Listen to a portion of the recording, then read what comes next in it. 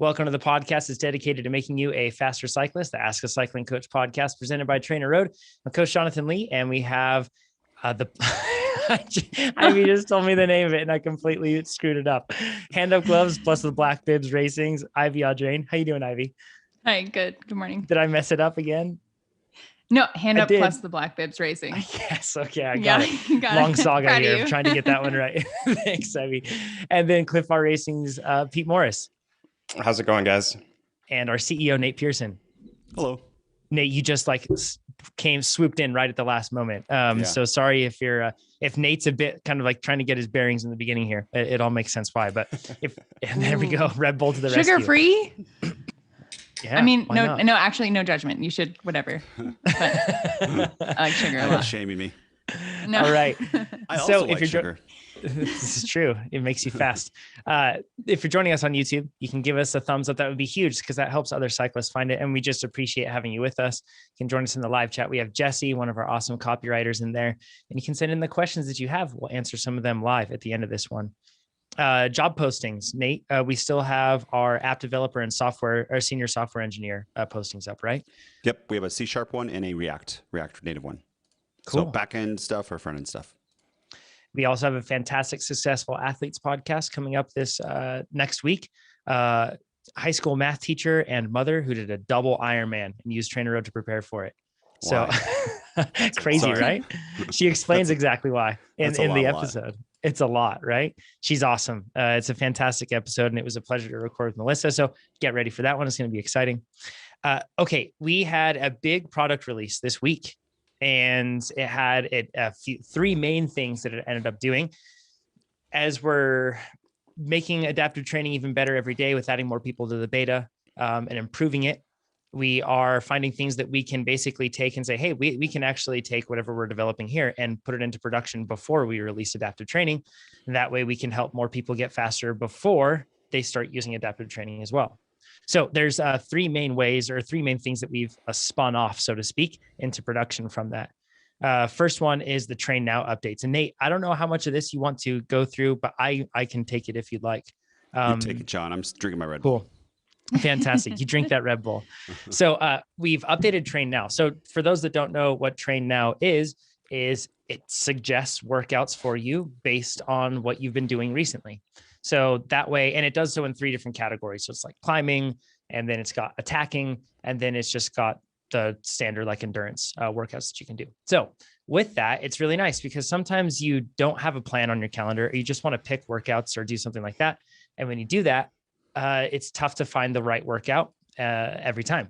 In this case, TrainNow takes care of that. You just go into the app, look at TrainNow, and then it shows you, hey, these workouts are ones that would be good for you to do. Okay, that was the worst description of TrainNow ever. I apologize. But anyways, it picks good workouts for you. Now what it does is it's smarter now. What it does is it looks into what you've been doing at like a bigger scale. So then that way, if you've just been attacking every single day, it will actually suggest a different profile that would be more complementary based on what you've done recently. So you'll see that it'll say recommended. And that way it makes it easier to use TrainNow to find the right workouts. Like we mentioned last week, this does not replace adaptive training, and this isn't adaptive training. It uses similar logic to what adaptive training is using. However, it doesn't have a point B that it's trying to bring you to. It doesn't mean that it's going to prepare you for your goal event. It's just looking at what you've been doing recently, and now it's looking at more of what you've been doing recently, and it's able to give you even better suggestions. Really, too, I think we should start recommending this instead of a maintenance plan. Like just be like, okay, I want to do 3 workouts a week and just do this. It's a little bit in the maintenance mode. You're kind of more the pressure of a training plan, the structure of it. You can kind of be flexible and like, oh, this looks good. And it will still kind of keep your systems up, especially if you're kind of jumping between the 3 choices. And two, if you're not training a bunch, it's super fun because you can just jump on and choose your time period. And you don't have the guilt of missing a workout, which hopefully adaptive training that will also in a plan that'll help with that, because if you miss one, the whole plan just updates and it's no big deal. Rather before, if you miss one, it can be hard because I've done that where you miss it in the progression and you're like, oh, geez, I missed this one. Or you try to stack it in. That's the worst. Yeah. You're like, I missed Tuesday and I'm going to miss Saturday. So I'll do Thursday, Friday, Saturday all in a row. Right? Or you know what I mean? Wednesday, Thursday, Or I'll Friday. stack. I'll do that VO2 workout and then I'll do the threshold workout that I missed. I'll just put them both into one day. Like, I've seen people that do doesn't that. go well. Yeah, I'm it actually doesn't go glad well. that you mentioned that, Nate, because I think there is some confusion amongst athletes of whether or not TrainNow is meant to like supplement your training plan or like be something that you do standalone, or just meant to like, you know, fill in workouts or replace workouts based upon how you're feeling. And it'll be ultimately different for each athlete, right? Yeah, if you are on a training plan, you could use TrainNow to supplement, but only I would do it with the endurance aerobic rides, because there's enough intensity in the plans. You don't want to keep adding more intensity. That's probably going to lead to long-term burnout, or not. You won't get as fast that way.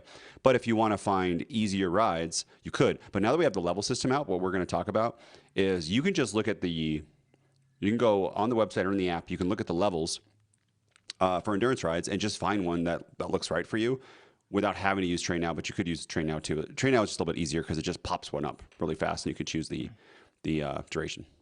Yeah, other possible names for TrainNow prior to launching it were Clippy, like that old, like the Microsoft Word little paperclip, but we thought of calling it Chatty, having Chat pop up. Basically, Half this the is like audience a workout. what is that? I know, right? Yeah. I know. Yeah. But it basically makes it so that it's like and this is the worst word, I can't stand it, but a workout picking wizard, so to speak. It takes care of that for you. So that's really what TrainNow is. And now it looks at even more information and gives you contextual recommendations that are even more detailed, which is really cool. Within this process too. So next we're going to talk about workout levels, which is something that is going to change the way that everybody looks at workouts. It's fantastic. And then also we're going to talk about updated plans. Before we do that, we redid the plans. We did redid all of this, but I want to mention the fact that in all of this process of this recent update, we also added 641 new workouts. So that's a ton of workouts. Pete's nodding his head because Pete and I were heavily involved in that process. Yes, we were. It was a lot. So the 641 new workouts that we've added, that also means that when you're using TrainNow, you're going to get a greater variety of workouts recommended to you just because it has more to pull from. So we already had a massive workout library. It's getting more built out. And the reason for that is because our system is getting smarter at picking the right workout for you. So you don't have to worry about it. You don't have to filter through a list or anything like that. Our system takes care of that. So it's only beneficial to have even more workouts that hit kind of like fill in any gaps that would exist between one workout and another. So then you can always get the right workout at the right time. Do you know how many we have total? Like I'm on some teams. So my library says 3,466, but I think that's a little bit high because I have some custom workouts. Yeah, I'm not sure. That's a good question. Like we should know that. That's not a good marketing thing, though. You don't just say like, "Ooh, we have 5,000 workouts." Someone else goes, "We have 10,000 workouts," because it really doesn't matter after about 30. Like, about how many you have. But I want to say that with levels, why we did this is because, like for over under threshold, I think it topped out at like 7, right? And there weren't over under threshold ones that were less. So we filled in all those holes, and actually at different durations, you had to have the levels there too. So this makes it so I think now we are pretty like the matrix of not just the zone, but the sub thresh or the workout profile, which we launched that too, right? We didn't really talk about that, but it's pretty big. Yeah. Let's explain workout levels before you go any further, Nate. And then we have a ton of frequently asked questions that Ivy, you've seen on the forum, and Ivy will walk us through those questions and we'll answer those ones too. But workout levels, Nate, can you just give like a basic idea of what workout levels are? Yeah, workout levels. So if you're at a certain FTP, the hard part before was you could be doing different VO2 max workouts at an FTP. And for some people they're achievable and some people there aren't. And there was no way to figure out what the difference, like the difficulty difference is between those two. You couldn't look at TSS and IF. There might be a small change, but there could be an extremely hard VO2 max workout and one that's not so hard for you, still hard, but not so hard, with the same TSS and IF, which is annoying. And you could look at that and just be like, oh, am I having a bad day, or all this sort of stuff. I didn't eat right, or am I doubting my whole training plan? That happens a lot with athletes. So what we did is we developed a algorithm to be able to get a air quotes level for workouts in different energy systems. And the algorithm is a little bit different depending on the energy system. And then we used our machine learning failure data and we overlaid that with our levels to like verify it. And there is a strong correlation, is the higher the level, the higher the failure rate for people doing those. So that kind of said that, hey, we got this right. And so what happens Nate, is, can I add one detail to that really quick too? You can add so many details. So, and you might be hearing that and think, well, if you're checking the wrong workouts or a workout that just came really early in a training plan or something like that, then you might get bad failure rate data or completion rate data. But we're able to look at this in terms of what an athlete has recently done and what they've historically done. So as a result, we're able to see if that workout should have been achievable, should have been a stretch, should have been something that was a breakthrough or not recommended. And as a result, we can make sure that we have a correctly calibrated assessment of how hard that workout is. So that way we get rid of the variables that come in play when everyone was picking Abbott because it was A at the top of the list. That one would probably have a really high failure rate. But since we are able to look at that and sort out who should have been able to complete it and who shouldn't have, we're able to control for that. It's an important detail. You look at it too. Yeah, it's two different ways. So one is, like John said, what's the last kind of workout they did like that? What's the difference? And then what's the failure rate in that difference? And you can see that like the bigger jump has a higher failure rate. But also, just even without doing that, John, you can just look at it for everything because there's a pretty good spread. And people who do 10s fail at a much higher rate than 1s, and 5s somewhere in the middle, and 7 and 8s are between those two. And even with that, without looking at previous stuff, because people just have this natural spread, it works really well, and which is cool. But you can't, because there are some outliers in that data, like the first workout in a plan or something like that. We couldn't use that. That was I'm probably saying too much. That was our first approach, just to use failure rates to develop these levels, but it wasn't fine-tuned enough. It's more like a shotgun look, right, over a scatter plot. Over it's a line of shotgun scatter plot, right? It's not very accurate. So now with our system, there is you will feel the difference between a level 5 and a level 5.4. Like, right? Everyone on this call this podcast has done that. It is noticeable. And so now what we can do is, if you can do a 5, that's much different than even a 6 or a 7, and which is crazy. And now that you see the levels, you'll experience this. And if you go from 5, 6, 7 or 5, 5.5, 6, you get this point where all the workouts are hard or very hard, but they're not that like extremely hard. Like, I fail this workout.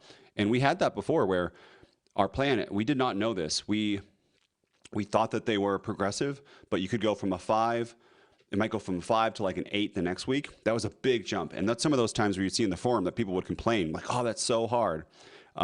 It didn't look like it, but now that we have the system, like, it's crazy, even 30 seconds rest, how much that can change the level, especially with VO2 max or something like that. It can trick your eyes. Pete, you and I have talked about this before, how we're like, certain workouts are like, oh, it's super easy, right? And we learned the opposite. Well, and especially once we started building all these very specific leveled workouts that we were talking about earlier, when you're building a level 5.1 and a 5.4 and a 5.8, and you're seeing the intricacies that are the small differences that make a level 5.1 versus a 5.4. And you're like, wow, that really is only 10 seconds more rest or something like that. And that really does change the way a workout feels, because John and I wrote a lot of these while we were building them. And it's crazy that it's such a small difference, and that really changes the way the workout feels and your success at completing the workouts. Sure. So Ivy, let's run through the FAQ, sorry, and we'll run through that. You can represent or ask the questions, and then we can go in and answer them. And even though we already explained what workout levels are, there's some good stuff. So let's just start with number 1, Ivy, and we'll run through there. What are workout levels? They are 1 through 10. And this is another question inside of is like, what is a 1 and what is a 10? What do they mean? The 1 through 10 are, excuse me, are arbitrary. This is something that Chad and I discussed, and we had to pick level 10s and level 1s. And the idea on this is, if you cannot do a level 1 workout at your FTP, it is not your FTP. And it should just go, and you have no business with that FTP, and you should retest or get downgraded. On the other side, a level 10, we thought that if you can do this at level 10, it's probably time to reassess, or for us to, in the future, automatically raise your FTP, or for you to do it manually. So for instance, for a level 10 threshold workout, it is 60 minutes at FTP. For most people, depending on, there could be some case you're doing like a 80-minute time trial or something that you want to extend that threshold past an hour. But for most athletes, there's no reason to keep extending that. And you're probably getting a bigger boost of, that might not even be your FTP anymore, right? Because it's very hard to operate that for 60 minutes. That's what we did it. So we went through all the levels and did that. I'm jumping ahead. Why don't you ask more questions? Because actually, well, how did you come up with the workout levels? Yeah. Yeah. And I actually want to I want to touch on one more thing. There are workouts that exist above 10. And a lot of people are like, is there a max? And there is no max. Theoretically, there's no max. We didn't cap it or anything like that. But like Nate said, if you're getting to the point where you're doing 10s, chances are you'd get more benefit if you reassessed and then we're doing the workouts at that lower rate. And that also means, and let's draw that connection that needs to get established there. If you take a ramp test, you shouldn't expect to be at a level 10 still, right? Because your FTP has changed. And as a result, your levels are more or less reset. So the plans which we'll get into after this, we'll get into how they interact with the ramp test, but that should give you some context there. A level, and also some context on these, like levels 3 through 5 are typically what we see for being a good starting point for most energy systems, but it depends on the energy system. And clearly there will also be some individual variance within there. But if you go from like 5 through 7 throughout a training plan, like you're faster and you're noticeably faster. So don't think that you have to get to a 10 with every workout. The objective of the plans isn't to raise you to a 10. The objective is to make you faster in the specific ways that matter to the plan. But the workout levels just give you a great way of being able to understand the relative difficulty of these workouts when you're going through them. And most people will live in that kind of the bell curve in the middle. But there's people like Pete on this call where he might start at a level 4 threshold or 4 VO2 max, but he might be at an 8 anaerobic after his ramp test relative to that. And so the width of the system allows us to do that. And then he can then train inside of it, which is pretty cool. And that's so totally true. 2-point level increase. That's legit. And it, like, you can extend your time at threshold by a lot. I look it up if I'm not talking, but it's legit. So it might seem small, but it's big. Think of it as 20 points rather than 2 points. Or 200 points, 2,000. Yeah, we should have made it thousands of points. Yeah. All right, so I want to say those ones above 10 though. Yeah. I kind of wish we would have done this, but make them like HC, horse category, and just have them all just be something else. Because so the algorithm will still, you could have a level 80 workout, right? But if you put threshold for 4 hours, it just doesn't make sense. So the algorithm would come up with a really high number, but no one would ever be able to do it. So unless your FTP was too low. So this is kind of, if you can do these kind of breaking ones, breaking the FTP, that's another reason why you probably can just reassess, raise your FTP, that sort of thing. For sure. Please, no one try to make a level 80 workout. Just don't. Just looks silly. Like, you can do anything in Workout Creator, but that doesn't mean that you should. Good point, Ivy. Okay, another common question. How did you come up with the workout levels? I think we answered this one pretty well with the. Yeah, pretty well. Yeah. Yeah. Good job, Nate. Thanks. Okay. Yeah, that's. Next one. How are, good job. How are workout levels different from my individual progression levels I've seen in the adaptive training previews?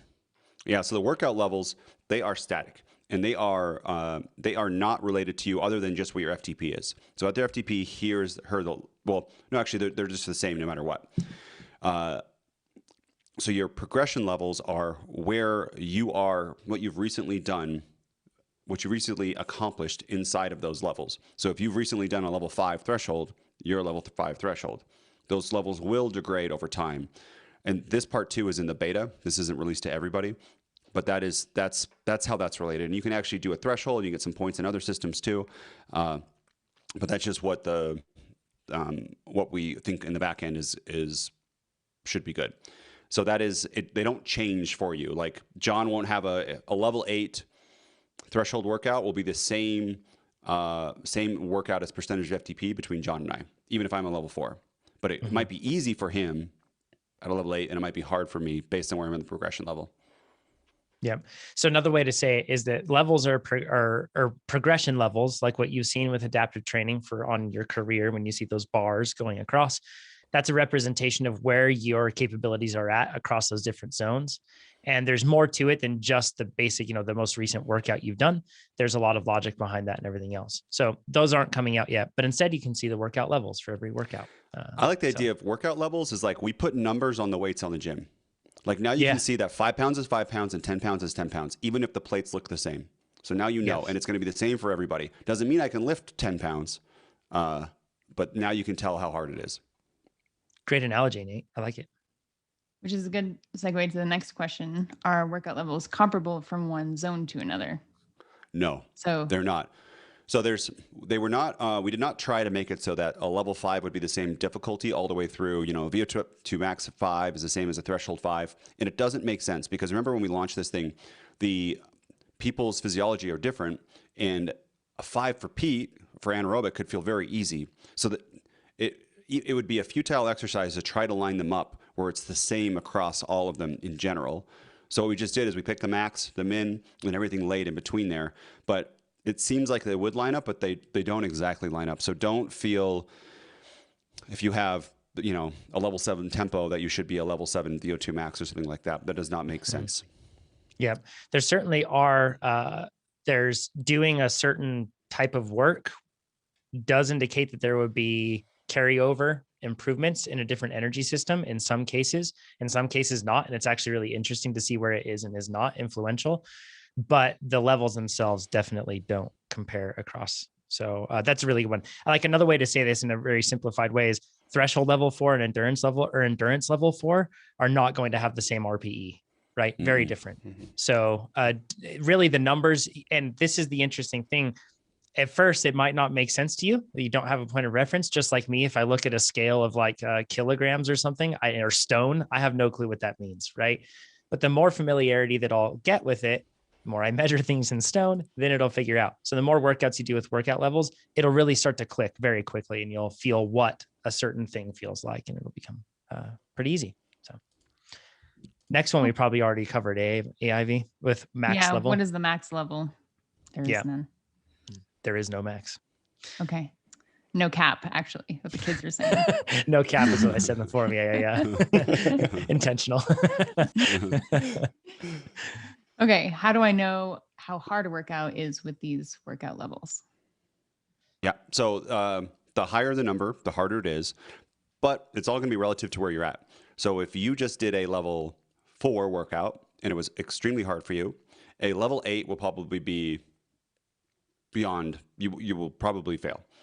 But if you just did a level 7 and it felt not so bad, a level 8 would probably be easy. So it's all relative, right, to where you're at. Mm-hmm. But in general, the higher the level, the harder it will be. And you'll, with TrainNow, that's why it's cool, is it the progression, like you can't see your progression levels, but it's there in the back end, and it's giving you workouts that are appropriate for you. So as you can use that, but also just as you use the system yourself, you'll figure it out really quickly, especially people who are interested in this podcast. You are probably you're more on the, like, you understand the details of all this stuff than the average cyclist. You'll be able to look at the levels and really decide if you wanted, hey, I want to have a little bit tougher workout now or a little bit easier workout based on those levels. And I bet you'll figure it out in a week or two. We could have launched levels. We should have probably, well, who knows? Like a year ago. Like this is a very, very big update. And if we just launched levels, I think it would have been, this is a big deal because no one's done this in cycling before. I can't stress that enough. It seems we're kind of being funny about it, but I think it's a very big deal. Oh yeah, it's massive. It's a couple of things on that too. We didn't just start working on this once we launched adaptive training. We've been working on this for a very long time. So this has actually been years in the making, really. If we think about the first iterations when trying to go through and figure this out. 3 years. So this is something that's really been going for quite some time. As a result, I've seen some misunderstanding on the forum that they're like, okay, so they just got this fresh batch of data from adaptive training, and this is what they're coming up with. But no, this has been in the works for years, and we've been using this sort of data, and we'll continue to refine it and have. One other thing that I want to mention with this too is it's pretty cool. You're going to start referring to your fitness in different terms. Nate, when I was talking to you before my race in Utah, and you're like, how do you feel? How's your fitness? and we started talking about it, we weren't talking about my FTPs here, my weights here, and I think it's good.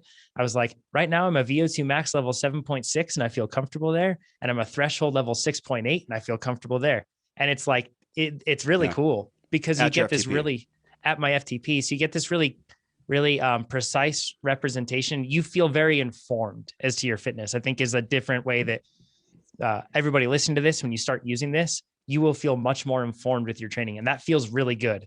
It's less like I took a ramp test, I hope something's working, and I take another ramp test. Every single day, you see that progress with a number. It's pretty cool. Pete, I'm sure you've noticed the same, right?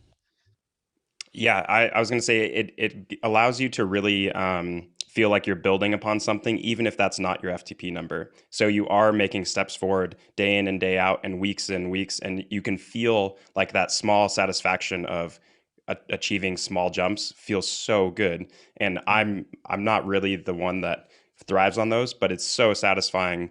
And then you're much more confident going into your next ramp test, and you know that you've made a lot of progress, even if that's not directly representative on your FTP, which I think a lot of people will appreciate moving forward. Mm-hmm. I hope that people in the forum discuss it this way, because you often see people of, I'm at this watt per kg, cool, but what level threshold can you do at that watt per kg?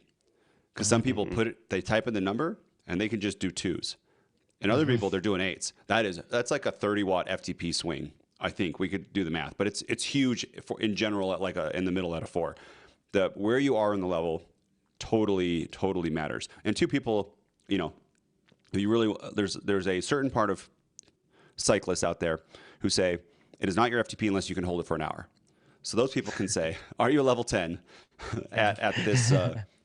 What's your FTP at level 10? We don't have that part out yet, but that is something we could do math wise. Is if Pete is a 350 watt, I'll say 400 for Pete, a 400 watt rider, but he's a level 4. We could do the math and say, okay, what do we think he would be able to do at a level 10 at what FTP? And that would probably be like a 365 or something like that. So that can kind of give you an idea of where you can be in this spread of level 2 FTP. Yep. Ivy, we can probably skip number 7 and go to number 8, right? Okay. Why are some workouts missing levels? Yeah, some of them you'll see. If you do find any, at this point, you probably shouldn't find any. But if you do, just send it in to support@TrainerRoad.com, and that would be the best way to do it. Every workout at this point, and I'm just going to go ahead and jump into question 9 here, Ivy, but every workout in the TrainerRoad library has levels, and they're endorsed levels. If you have done a lot of workouts and you feel like hey, this one just really doesn't feel like a 5.9 or something like that, whatever it might be, you can just send in something from support and we can double check things for you just to make sure, because you might catch something that somehow has slipped under. But even your custom workouts are going to have levels. But there's a big caveat that's important to add to this. Your custom workout levels are calculated differently than the TrainerRoad workout library levels. And as a result, you could make what looks like the same workout as a TrainerRoad workout, but it might be rated at a different level. And that's because things are handled slightly differently. In the future, that might change. Pete's actually working on a project that might be able to change that, but there's no ETA on when you could absolutely compare them across. So at this point, we can endorse all the levels within the TrainerRoad workout library. And for your custom workouts, don't compare them across to the TrainerRoad workout library directly, but you can probably compare within your custom workouts themselves. So there's another project working on that too that you guys aren't aware of, but ooh. Way to go, there. Nate. Not many messages about it. That one's like a year out, so don't worry. Ivy, I'm just going to take number 10 too on this as well. Now, the outside workouts also have levels. It's not like they're devoid of that. So, and all those workouts that we've added, they have outside workout variants. So, which is exciting. If you see one of those and they don't have an outside workout variant for one reason or another, once again, let us know at support@trainerroad.com, but they should be all good there. Cool. What is a reasonable progression rate with these workout levels? Yeah, so it's going to depend on who you are, your age, where you are in your fitness, but in general, 0.3 to 0.7, sometimes 1 will work. But if you are a brand new rider, brand new athlete, or brand new to cycling, you might go 1, 1.5. But if you are a very high level, 5 watt per kilo rider, 4 watt per kilo rider if you're a woman, and it might be 0.2, right? Or something like that. It'd be small incremental steps. And this is part of why we got to use adaptive training on this is we got to figure out what is the correct rate for everybody in different energy systems. But in general, that's what it is. So I wouldn't go 2 unless you're very new and it's feeling very easy. And this is why we have the RPE surveys and adaptive training when everyone gets that. But somewhere in there, I've gone 1 per week, especially if I've taken a little bit of time off. And it's hard, but it's doable. And then 0.5, for me, this is just personal anecdote.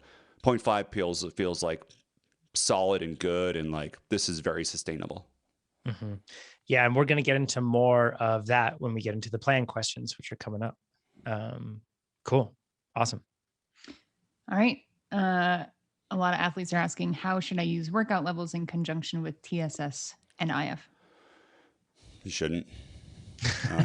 Honestly, yeah, like a good example. So intensity factor, and let's explain what that is. So intensity factor is basically a representation of what percentage of your threshold that workout is. Of normalized power, of normalized power. But the hard part is you could have a 0.9 IF, and that's a 30-minute workout, and that's probably going to be relatively speaking, pretty easy.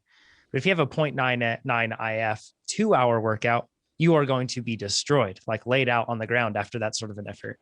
So IF's really confusing because duration isn't factored into that, and it makes it really confusing in figuring out what that is. And TSS is kind of similar, right? Like Pete and I have talked about this all the time. No, not all TSS is created equal, right? And you might have your 30-second or 30-minute workout, and that I'll say an hour-long workout, and you're doing on-offs, and you're just doing 15 seconds on, 15 seconds off, or you're doing something that's just steady state work all the way through. Totally different type of work that you're doing, right? But they might actually have the same TSS. So it's not representative of the type of work that you're doing, how hard that workout actually is, what it is in relation to other workouts within the energy system. So it's akin to this. TSS and IF, you're looking at, that's like saying how many miles you do when you ride outside, whereas power is a much more accurate representation of the work that you've done.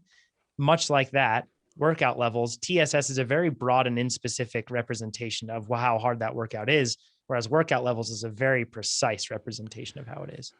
I think TSS, the thing it's still good for is watching how much volume you're doing and keeping track of that. So if you reduce your volume in half, you probably have room to do more. And also you don't want to double your volume in TSS really, really quickly. That would be a recipe for disaster, irrespective of the levels. But actually how hard a workout is, TSS and IF isn't good.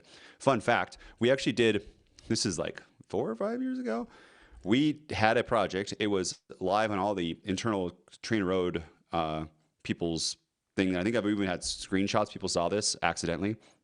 We took intensity factor and time and tried to do almost something just like this, because what John just said is, what is the difference between a 0.8 IF at 1 hour and 90 minutes and 2 hours? Obviously, the 2 hours is a lot harder, but like how much harder is that? And we saw people trying to solve the same problem, jump into a 2-hour workout at 0.8, and like, 0.8 shouldn't be that hard. It's actually really hard. So we had like this circle with colors, and we had like an intensity number rather than IF, because IF is hard to explain. People, imagine you're a new cyclist, you're like, if 0.9, what is an if 0.9? Get out of here with your math. Right? If 0.9, then what? Exactly. So it's hard. And this, hopefully now with levels is 1 per 10, they go, oh, it's a level 10 or it's a level 5. That makes sense, hopefully, to people. I think the people that it makes the least sense to are people that have grown up in the world of TSS and IF, because you try to make this connection in your brain is like, okay, this is this, then how do these relate? Where if you just say a brand new rider, or someone who doesn't know anything about power meter, be like, this is a level 5 workout. And then next week, we're gonna do a level 6 workout. They're like, cool, let's do it. And it makes perfect sense. Yeah. One thing too, on the TSS note, like Nate said, he's talking about like watching fitness trend over time. Nate's talking about pretty big differences. There's a margin of error that you'll see. And actually what we'll talk about here with the plans next, we went through the plans. If you use TSS as like it has to trend perfectly and cleanly up, it's basically using like the incorrect compass, a compass that isn't true north, basically, on trying to get to whatever your endpoint is.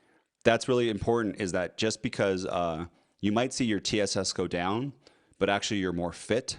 And I know other apps have used it where they say your trending TSS is your fitness level. That's not it. It doesn't work. It like data wise, that is absolutely not the approach. And we can prove it. And geez, someone's going to make a video about this. Someone's going to attack me. But just the fact that if instead of going just for TSS, there are cases where you can go for levels and you can we can measure that you can put out more watts over time with less TSS than just going on TSS. And that's the whole thing about, you get to this by just doing a whole bunch of aerobic work versus threshold work. There's so many ways. And I know there's probably some other way that you could do it with TSS. That's just as good as levels. And geez, please don't attack me, people. There is nuance to this, okay? Yes. There's nuance to it. Absolutely. Ivy, let's kick it off with the first question on the plans side. Yeah, a big one that a lot of folks are asking. Why did you update the plans? Why? Nate, do you want me to take this one, or do you want? Go for it, John. Cool. So as we learn more, so one of the things that Kaizen, if anybody's heard of that, but what we're committed to here at TrainerRoad is constant improvement, and it's one of the core principles that we not only like operate on internally, but then also with our product. It's a huge concept for us that we put a lot of focus into it. So our training plans, we want to constantly improve them. As a result, with all of this ability to be able to quantify workouts with very high level of precision, and then also having data on what athletes are able to do over time and how it trends, what are the ideal ramp rates for people, everything else like that, we saw an opportunity to improve our plans and to give you basically, if they've worked before, they're going to work much better now. I promise. It's exciting. So this is an opportunity for us to constantly improve the plans, and which is what we really focused on. And this allows us to also get to a point where your training, we say this all the time, the main drivers of improvement, consistency, when people are consistent with their training. And then when people are able to progressively ramp their training up at a sustainable rate. When those two things meet, people get faster. And that's when you start to reach unprecedented heights. We've all felt this too. Like when you have a really good block of training, you're just checking all the boxes. No workout feels like it's blindsiding you and coming out of left field and it's way too hard, or you don't feel like your workouts are just too easy and they're stagnating. So we're using all of this data to create plans that are optimized in that degree. So then you can have basically improved chances of getting faster. So that's the whole point behind it. Yep. Great. And what changes specifically did you make within the plans? Yeah. Go ahead, Nate. Sure. Yeah. So there's two things. One is this, it helps them bring it into the new adaptive training system, but also just they're more progressive. So we have the same energy system, the same workout profiles, but like I said before, there were some workouts that weren't progressive, and we could see in the data, like it would knock out a whole bunch of people in the training plan because it would be too big of a level jump. And some people could accomplish it, but even if you could accomplish it there, it might impact you 2 weeks from then. And you just don't know right then. So based on what we looked at, it's better to be progressive like this. I know some people, I've seen a couple people on the forum because this really hard workout is in there, like the plan now won't be effective. That is not true. You don't need to be like smashing yourself against the wall every single workout or in a specific workout in order to improve. Just what John said, incremental steps over time. You work out, you recover. You work out, you recover, and that is how you get faster. Being consistent. John's and it actually is harder is not better. Yep. Yes, I'm still waiting for somebody to make an easy, like the easy button, but harder is not better. But Yeah. we all need that as cyclists, right? It's because we almost, forget that. We pride ourselves when we do something really hard, but we don't know what's actually going on thereafter. And in many cases, when we do something that's really hard like that, like you said, Nate, great example, it ends up, rearing its ugly head 2 weeks later or a week later or a few days later, because it puts us in a hole and then it's hard to dig out of. Yeah. How many times have you guys done it where you look at your training plan, it's going great, and then Pete goes, "Hey, you want to do a big ride?" Or John goes, "You want to do a big ride on Sunday, on Saturday?" Yeah. Then you do that ride, and then you look back and you're like, it destroys your whole plan because it's like too much for you. You fail the next Tuesday workout, and it's just you fall off the whole ways. Totally. That is what you don't want to do. I think we should do an experimental plan where it's just like tens. So all the people are like, it's not easy. Hard enough. Yeah. It's like all tens the whole time. An hour threshold, 3 days a week. Knock yourself out. One of the things that when it says what changes did you make to the plans, I also want to be clear with this is since we are looking at basically what is the ideal ramp rate, and then also what are the best spots to start a person based on that plan's goals and specific energy systems.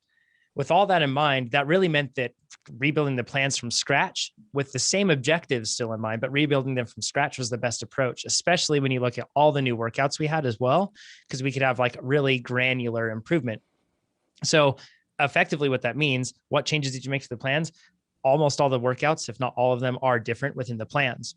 That doesn't mean that it's going to be accomplishing different objectives, though. That just means that it's now more optimized for you.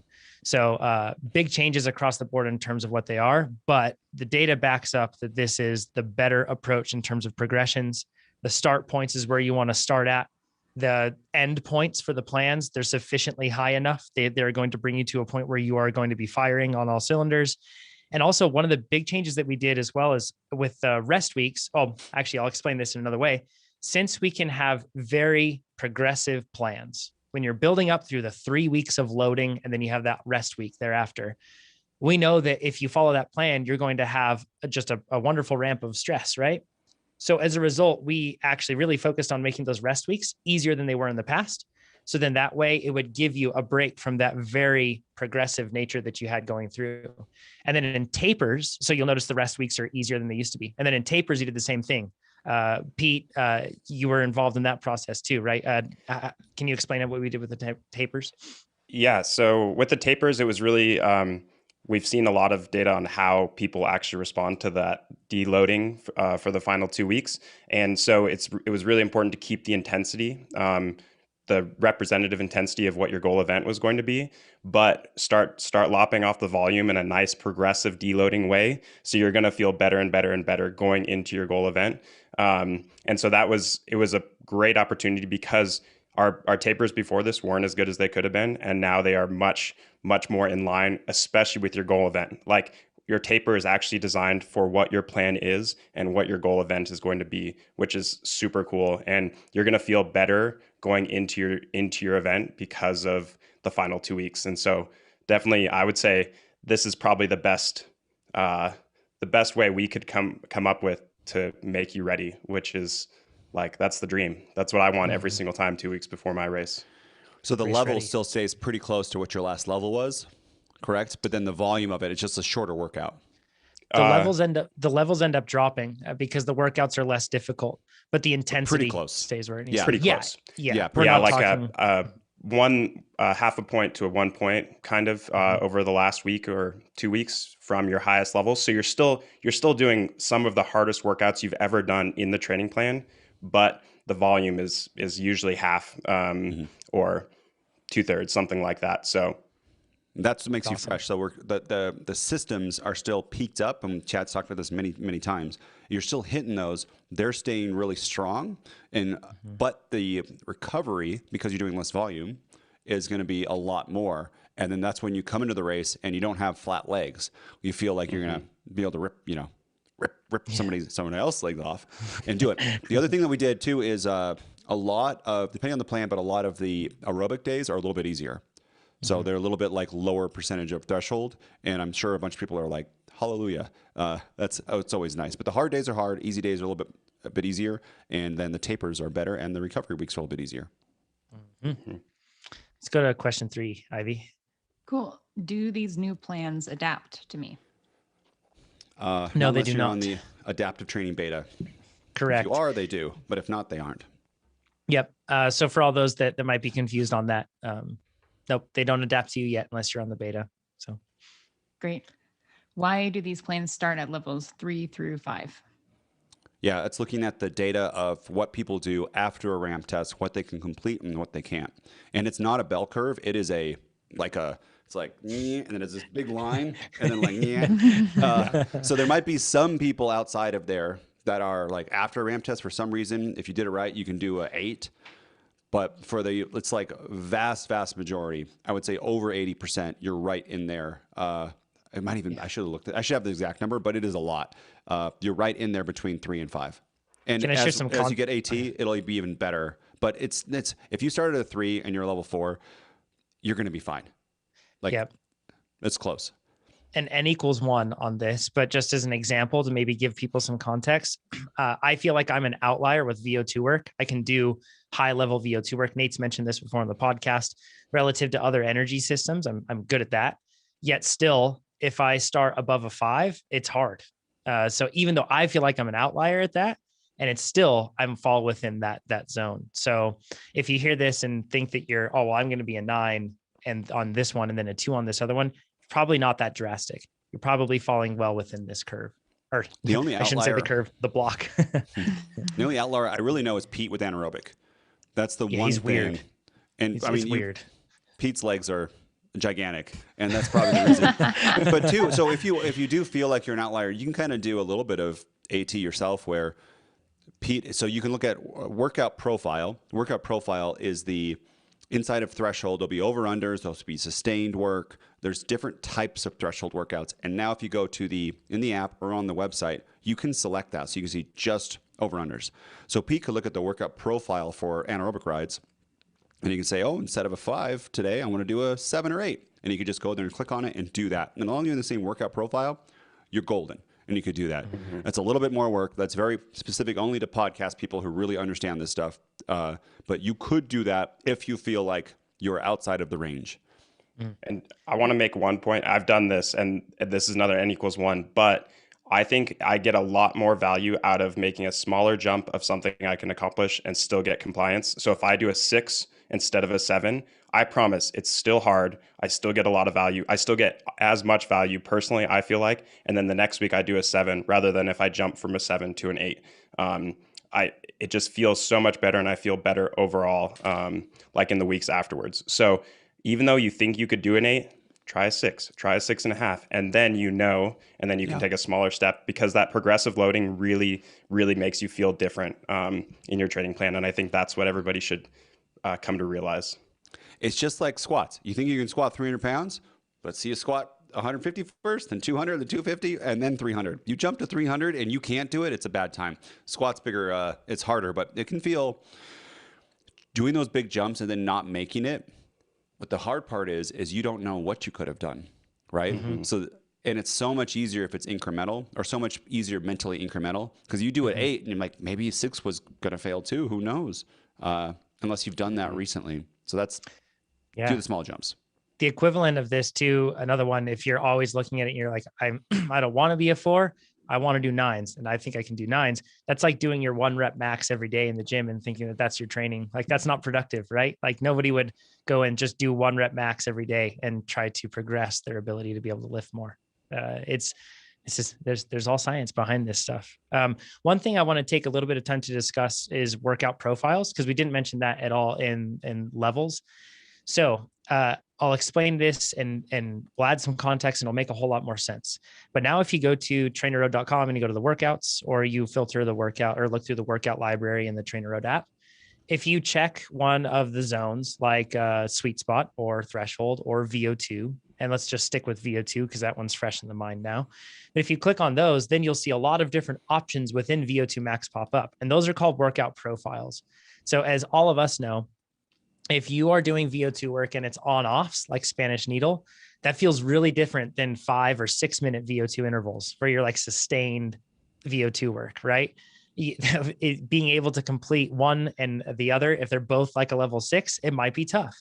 So within these plans, what we've done is we've been able to target specific workout profiles, not just energy systems, but workout profiles that are specific to the demands of your event.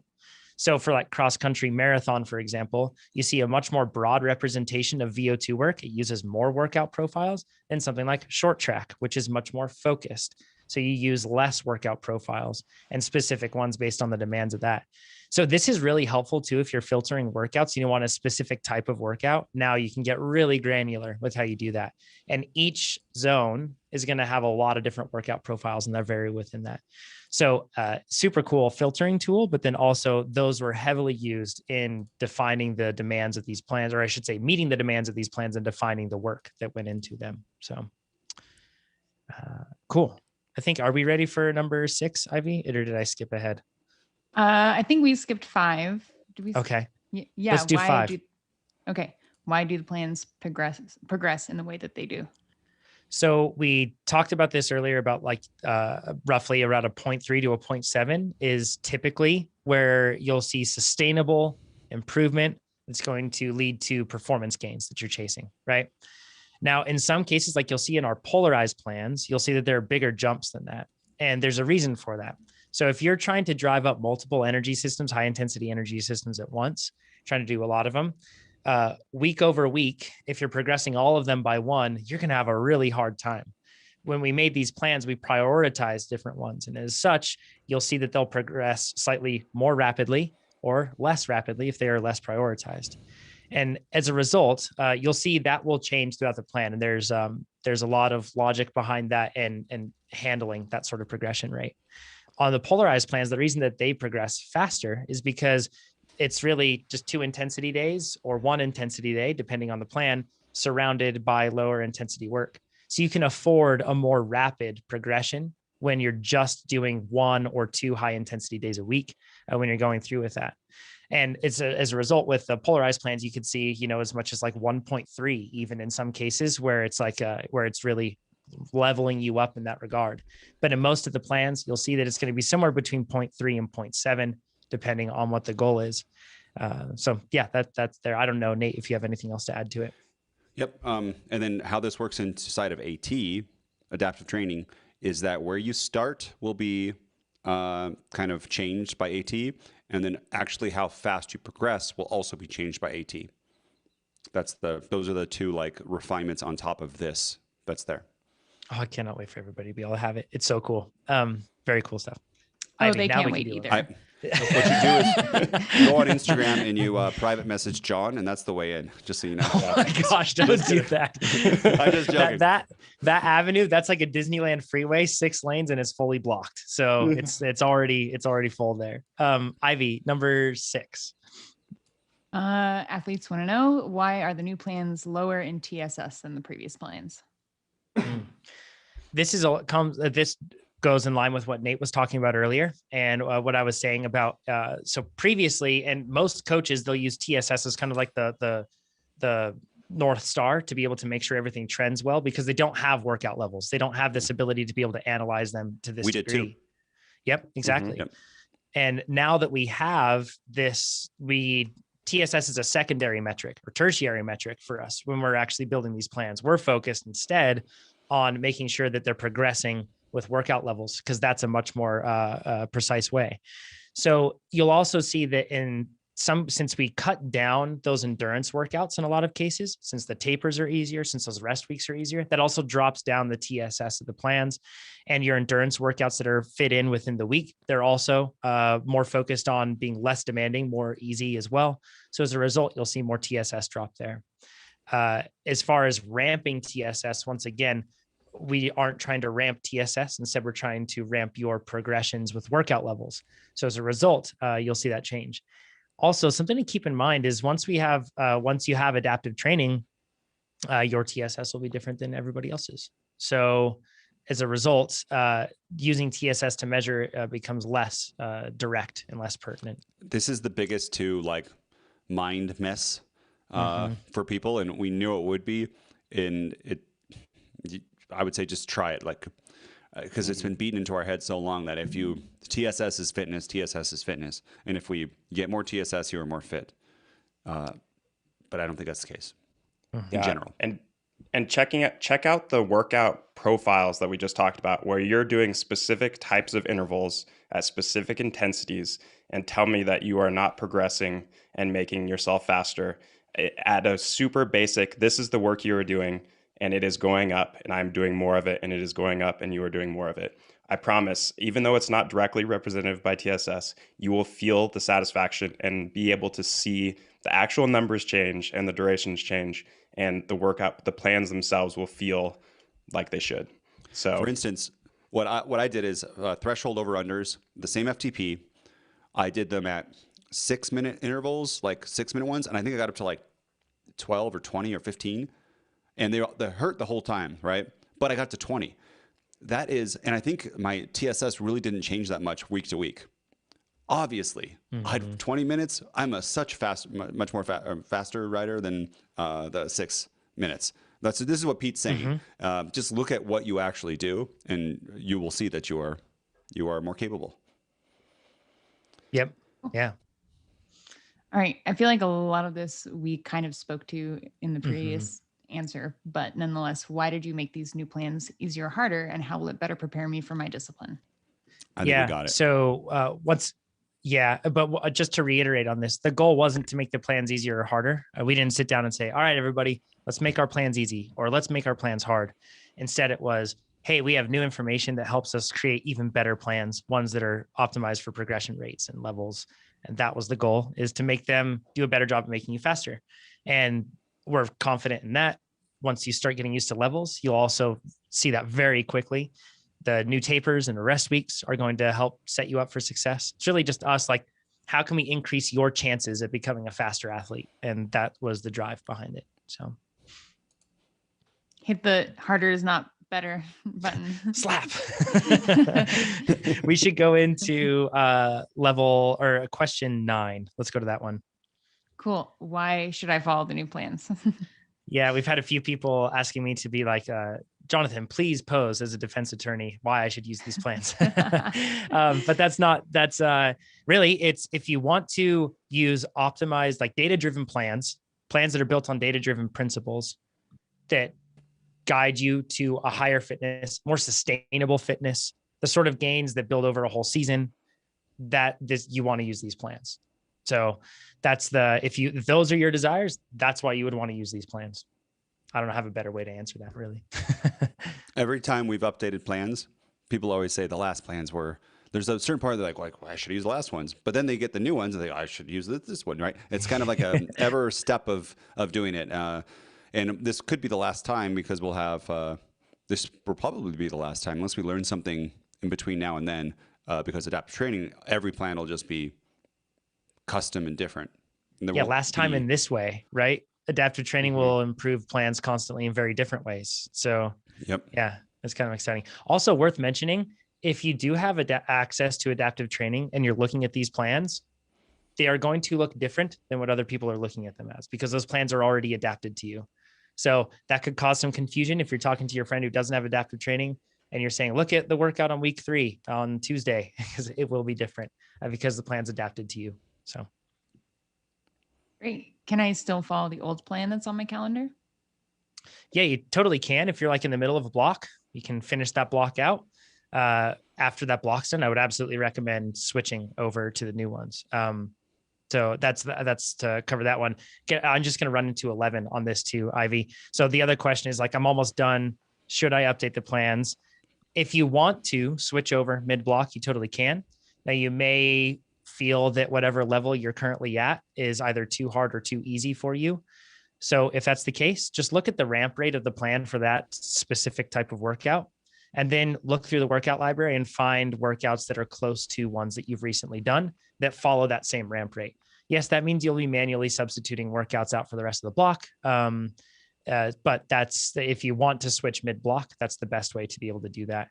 And then to switch that over actually manually, the best way to do that is to go into your calendar on TrainerRoad.com on the website, go in there and then click on there's an annotation that notes when your current training block started. So like if it's sweet spot base level 2, or sweet spot base 2, or if it's short power build, or if it's criterium specialty, whatever it is, find that little annotation and click on that. And when you do that, you'll see an update button. If you hit update, boom, it's done. If you have any sort of issues with that or any questions on it, our support agents are like so darn well trained on this and ready to help you with it. So you can just reach out to them. I think that gets us down to 13, right, Ivy? Yeah. What happened to the weekly tips? Yeah. So as of now, we're going to be removing the weekly tips as we get closer to the launch of adaptive training. That doesn't mean that we don't like the concept of weekly tips. We do like the concept of weekly tips, and we actually have some really cool ideas on how to make them much better and more effective than they were before. So do we? Yeah, we do. Yeah. So I don't, a CEO, I think that might be on the back burner. So weekly tips, I really liked, and they would say, hey, what you do this week, Tuesday's this, get prepared for this. It was like having a coach kind of like prompt you. Oh, I know what you're talking about, John. Yes. That'll be better. Yes. But the actual having the weekly tips, it was it was good, but we've talked about the podcast so much and nobody clicked to open it. And it's probably partially a design issue, but nobody did it. And because these are now dynamic, we can't talk about Tuesday, or they're going to be part of the dynamic system. And part of the people are on adaptive training. It made no sense to go right through all of them. And then some people are going to hit AT soon, where they say Tuesday is this way. So I'm going to talk about future features, but that is not there right now. Yep, exactly. Cool. When will we get updated triathlon plans? Yeah, so this round of updates updated all the bike portion of the triathlon plans. We used the same data that we had to do that. And Pete, that was a super detailed and in-depth process where we're looking at the context of multisport. This isn't just like we're like copy paste. It wasn't a flex seal patch that we're talking about here. This is where we looked at the data and we wanted to make the bike portions better. That said, we haven't updated the swim and run portions of them. And we have plans to obviously constantly improve everything, but right now we just don't have that data to be able to make those improvements. But this is a significant improvement that we have with the bike portion. Yeah, and since these are the runs and swims that people were doing with our old plans, we adhered to that because that was a constant that we could work with, and the new training plans are much more complementary than our old training plans. And I think again, you'll just feel the sustainability of the plan versus the old way. So for the triathletes, give this one a shot, and I think you might be surprised. It's gonna be awesome. I think on the last two ones, they're just like, if you see any sort of, if you have any sort of problems with adapting or with switching to these new plans, adapt is a word that I can't really use without specific context anymore. If you have trouble updating to the new plans, or if you have any questions on that stuff, if you experience what you feel like is like a bug or something weird like behavior, just reach out to support@trainerroad.com and I'll get you all set up. I think that covers it on the launch. This is a big launch. This one, if anything, has like more impact in a lot of ways than the last AT launch in terms of what it means for you right now. Because for a lot of people, this means that you get optimized training right now, and it's super exciting. So let's get into Phil's question. He says, I did my first real cross-country race this past weekend and got second in my category. Way to go, Phil. He says, thanks to fitness help from TrainerRoad. But it left me wondering how the heck you actually execute any kind of strategy in a cross-country race. When we started, I had no idea who or even how many people were in my age group. All of the Cat 3s started at once. And without knowing this, I felt like I was chasing people for potentially no reason. Is it normal to be in that situation? Or is this maybe a case of race organizers being pressed for time? We'll answer those questions in just a bit. He also says, looking at the times afterwards, I was never going to catch the guy in first. I didn't know that in the moment and felt like I was going all out pretty much every second. I've never had a rider workout push me that hard, and I struggle to imagine a scenario where I could have strategically chased down someone in front of me.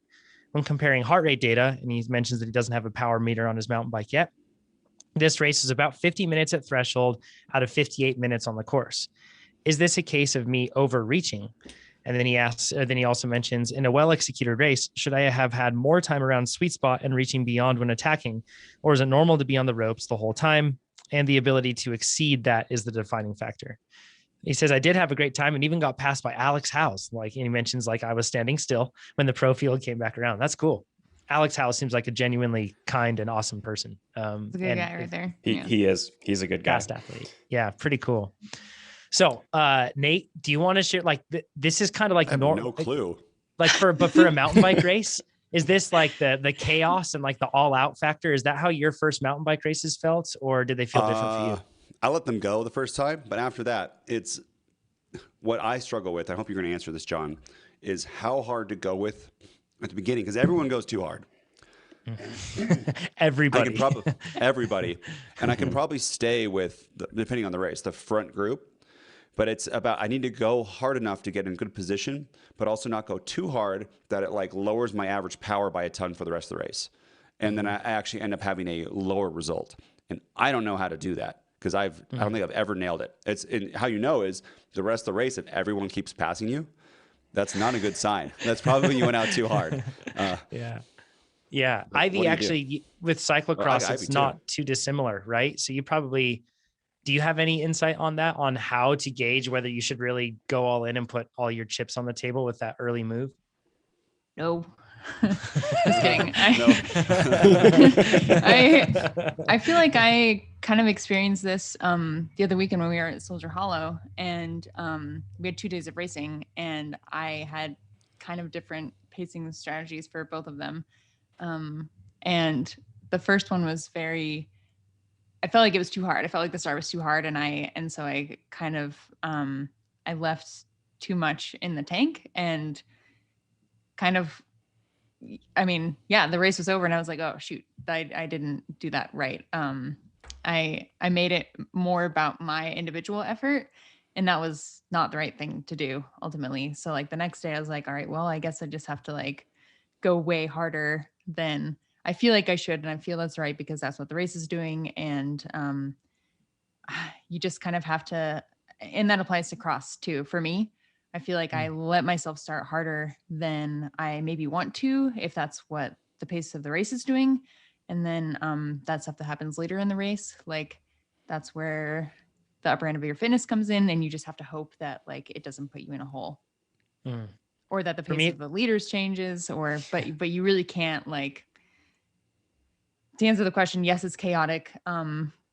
No, you can't, to some degree, you can't like make it too much of an individual effort, because like the race will run away from you. Like it will feel like more than you are able to do in the beginning, and that's okay. It comes down to 3 factors for me: fitness, field, and course. And field meaning the people you're racing against. So I've shown up at races before and known that like my repeatability is great and I'm really punchy and I can recover quickly. If I'm at low elevation, then I feel even better with that. I feel like I can just punch over and over. So if I have that sort of fitness profile versus if I'm in a situation where I haven't built up a lot of repeatability, but I'm pretty good at dieseling, that's going to change my approach. If I'm good at steadier power and a more consistent effort, I'm going to be more likely to let that group go when they go too hard. If I'm really good at repeatability, I'm going to let myself go with that group. If I know that I'm feeling fresh and fit and able to respond and attack and that sort of thing, I'm going to go with them. The field also matters though, because if you're racing against a lot of people that are from sea level and you're up at a high elevation race and you're used to high elevation, then I'm thinking, you know what? I'm going to bank on them going really hard and probably blowing up. So I'm going to stick with them as much as I can. But if they're really going nuts, I'll just let them implode and then I'll sweep them all up later on.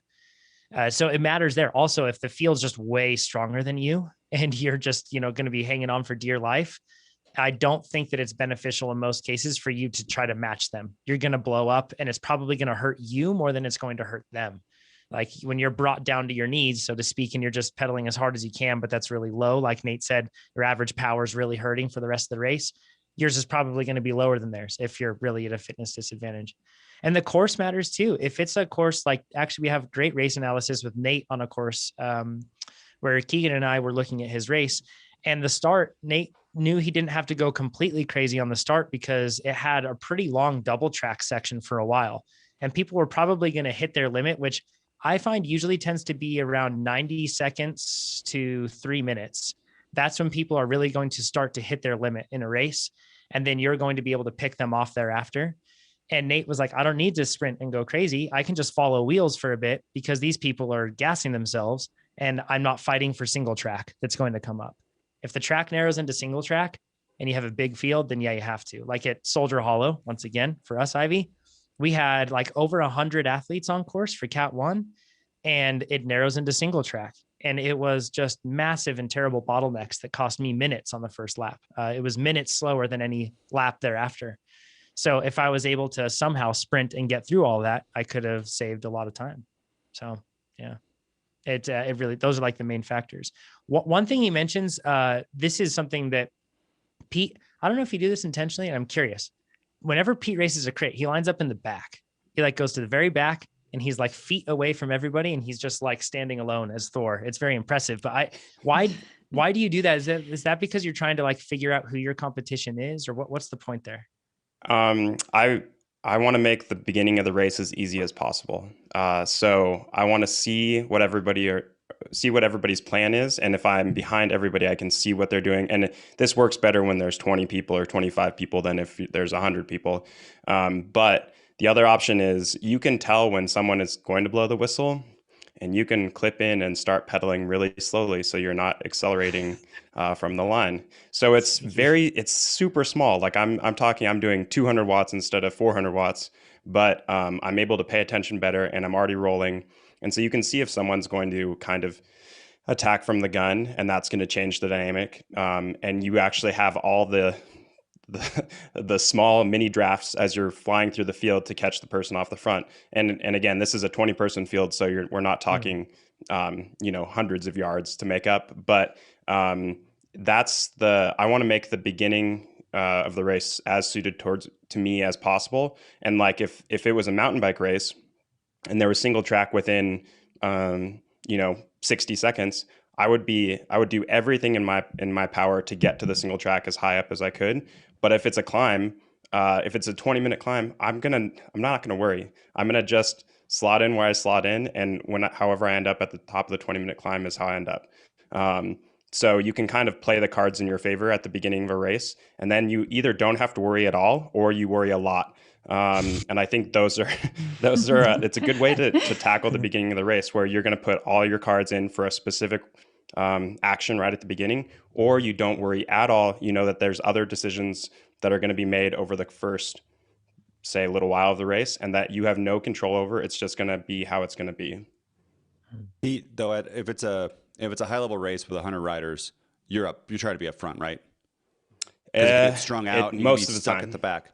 Like, what was that race where you had the flat tire change, and like you had to pass all these people, and everyone's exploding? What's that race called? It was in Speed Week. It's called man, I wish Jesse was here. I mispronounced it every time, and he corrected me. I bet he'll say it in the live chat. But that was a perfect example where I lined up at the back. It was a fast race with 100 people, and I had a terrible first 15 minutes. It was like as hard as I could possibly race just to stay in the field. And that's definitely not the way I would have picked that one. That was kind of a more technical course where you don't have the opportunity to move up. Like there's only a few opportunities on each lap, where if that's a deciding factor, you're saving yourself a bunch of work by being higher up. Another good example is in like Tour of America's Dairyland, like Shorewood is huge wide boulevards. When the race slows down, you can pass 75 people. And so you don't worry at all about positioning with that one. And your whole goal is to use as little energy as possible for the first 10 or 15 or half an hour or whatever, or till the sprint. So when the course limits your abilities to move up, or if it's going to rain or something like that, there's all these factors that make advancing in the field very hard.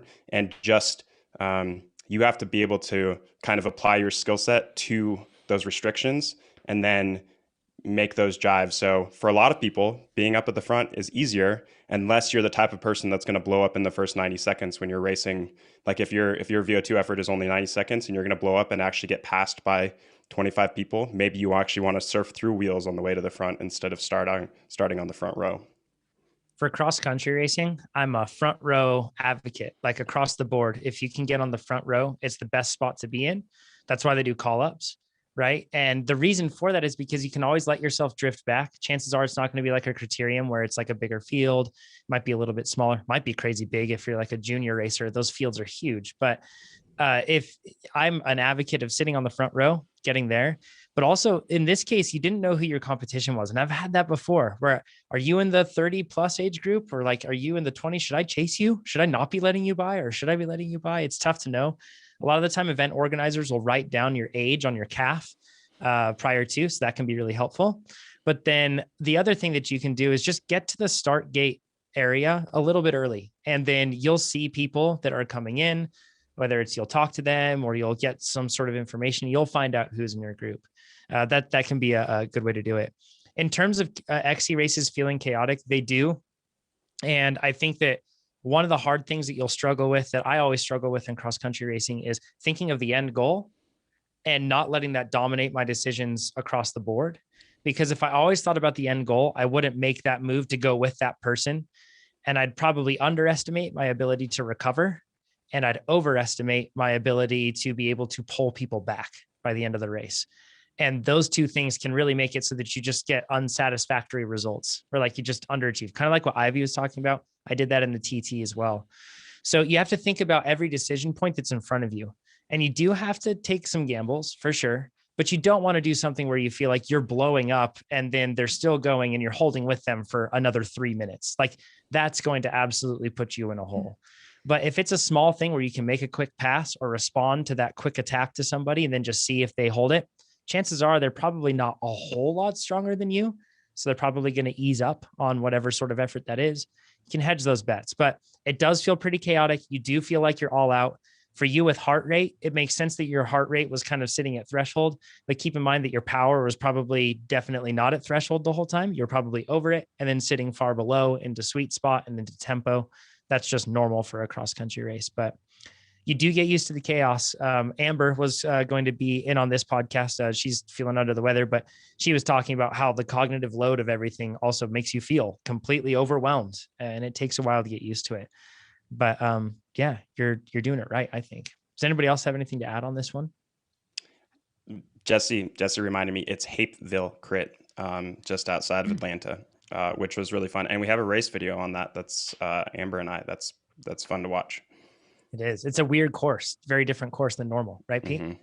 Yeah, it's it was very very technical and had some elevation and terrible pavement. So it's like the trifecta of all the things that make a race hard. It's scary. Yay. That's in my mind. Have you done Gastown in Vancouver? I have only once. That race, I think honestly, that's the hardest like single 45 minutes I've ever done in my entire life was at Gastown. Ryan Anderson was there, and he was on Direct Energy, and they were throwing out like $1,000 preems, like every 5 minutes. They do a preem on the first lap, and then like on the third lap, and yes, just every lap is. And for you guys who aren't familiar with it, it's like in downtown or in a busy neighborhood in Vancouver, and there's like a cobbled, pretty long drag climb. Yes, that's like it's a climb. It's real. And it's that on goes cobbles. On cobbles. That goes into not quite 180, maybe like 160 degrees, downhill super fast, to like it's kind of shaped like a triangle more or less. So like and it's got two decreasing radius turns at the bottom. So you're going as fast as you possibly can after you're gassed from the cobble climb. And then you make like a wrong feeling right into a left and then a left again. And it's all, the turns don't feel good. Everything's bad about that race. It's so hard. The point is it's so hard to move in that crit. And there's always a ton of it's very well attended. And if people line up like so early and like do some wild stuff to like get on course, like get the best starting position that they can, because once you start and the pace gets high, you just can't move. Like it's hard. It's like a cross country race then. Yeah.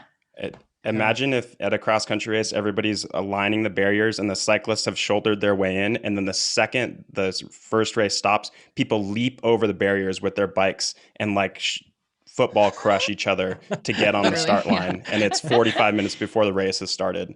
That's what it's like. Wow.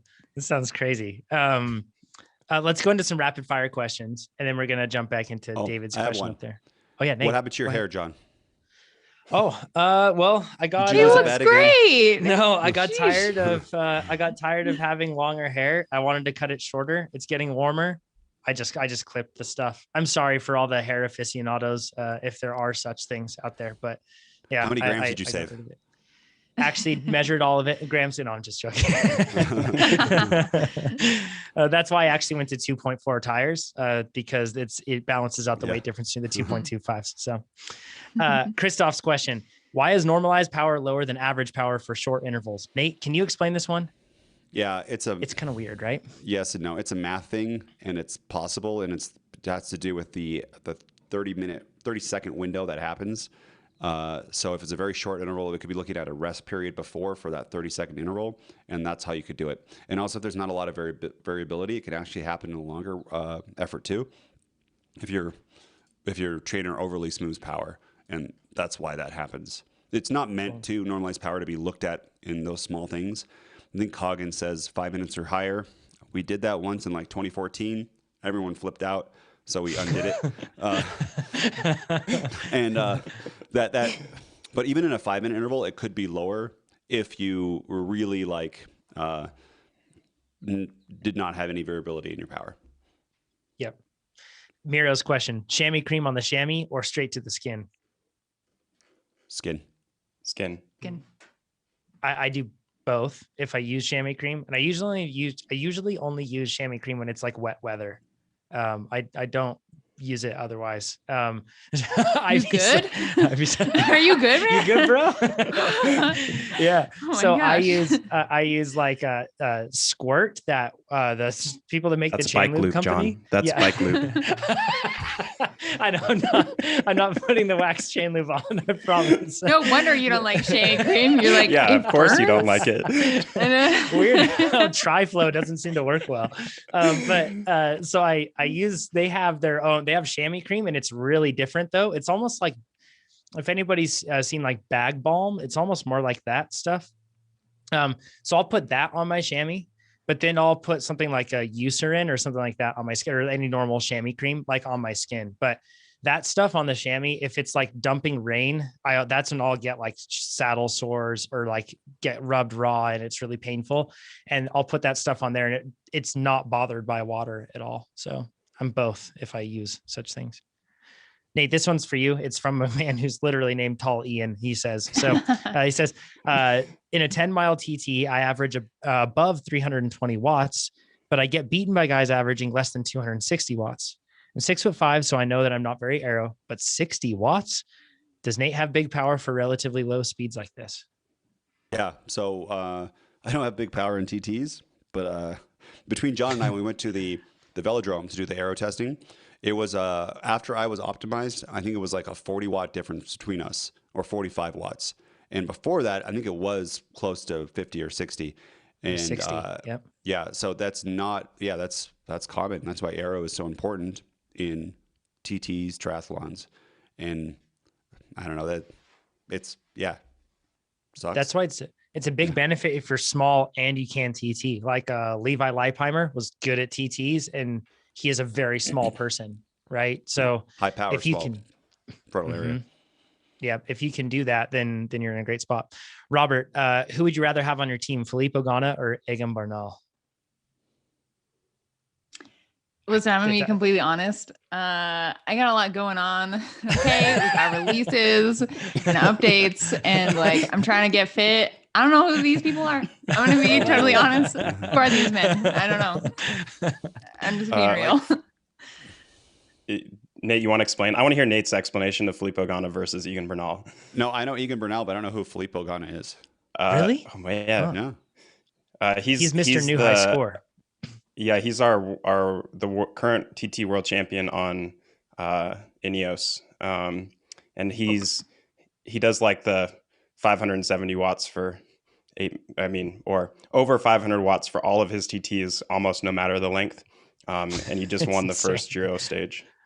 Yes, it's insane the amount of, and there's zero question who I'd rather have on my team, and it'd be Ganna. Filippo. Like, yeah, right. Like a GC rider, like, oh great, a person that I get to support and is a liability, sure. Like, or like a gigantic diesel that can pull me around. Not saying Aegon's a liability, but GC riders in general, you or your team is built around them. Whereas a guy like Filippo Ganna, he's gonna crush TTs and he'll be able to pull you around all day. That's why I'd much rather do a big ride with Pete and Nate than do a long ride with Brandon, because Brandon's a small person. So he's not going to give me as good of a draft, lower power, all that stuff. Well, Racing NorCal, we would win every single crit as a team, where Egan Bernal could get beat in NorCal crits with teams and sprinting, but Goddard would just go off the front and be like, see ya. We just start and just like, see ya.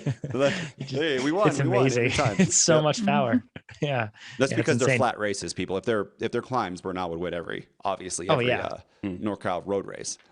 For sure. Yep. Clara says, which bike rack is your favorite and why?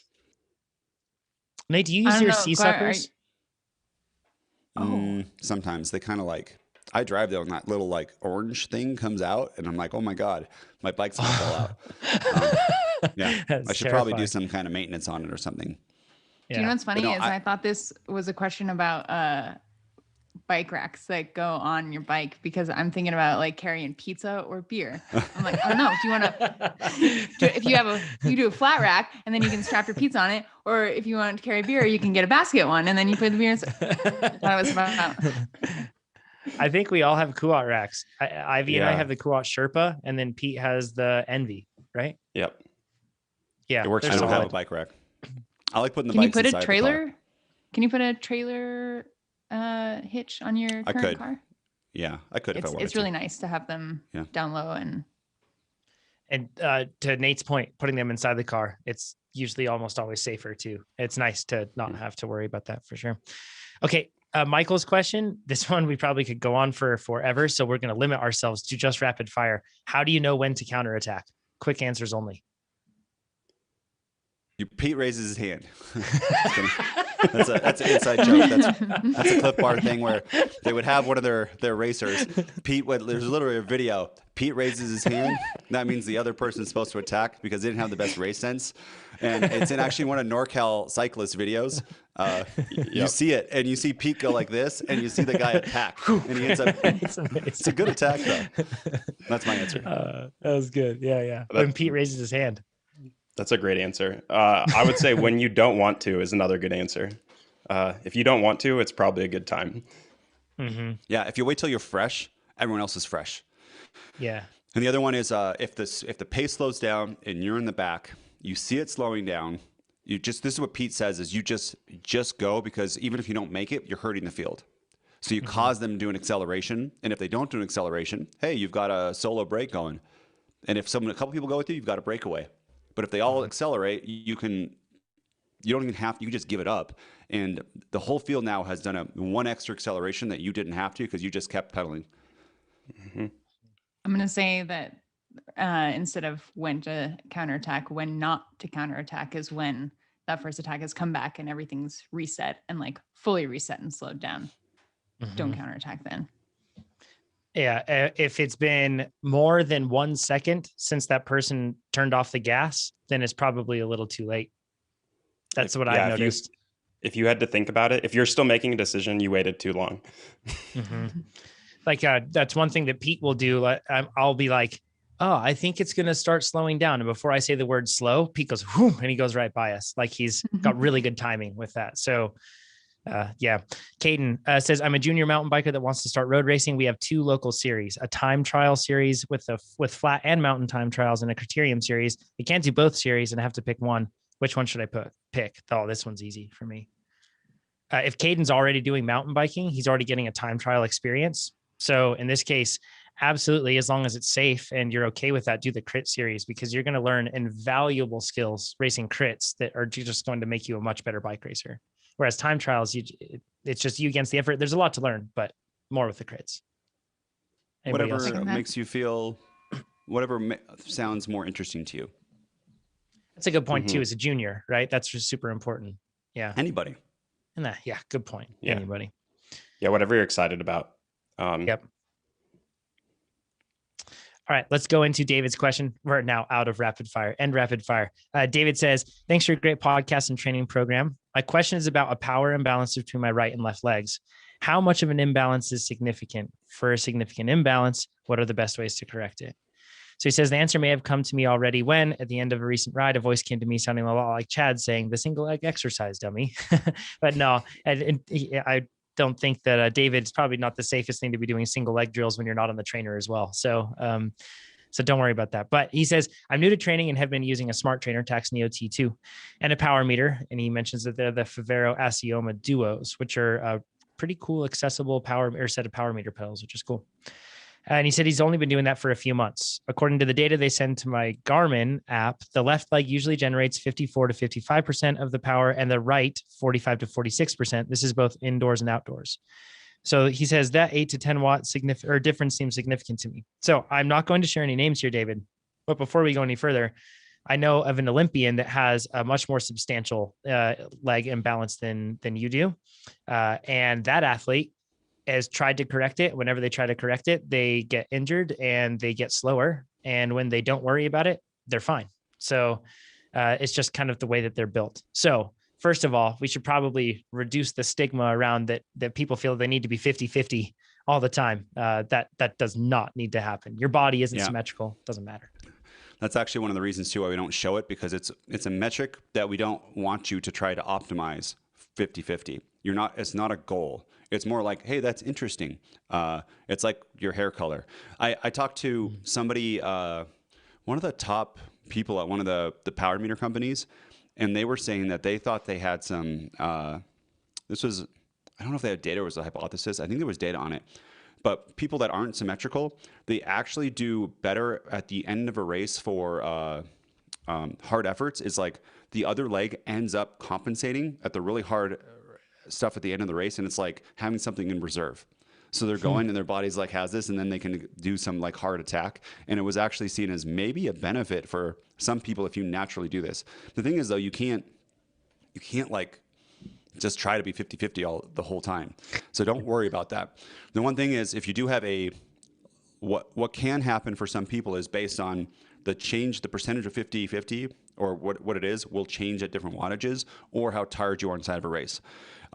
For workouts, it's not usually a huge difference and not enough to like impact your training, but a left-right will be, if you really care about the details, you'll have a better understanding of your entire fitness versus just a left-sided power meter. But again, it's not enough where you're like, well, I can't train with a left-sided power meter. I have access to lots of power meters. In some bikes, I just have a left-sided power meter, and if y'all know me, I'm cool with it.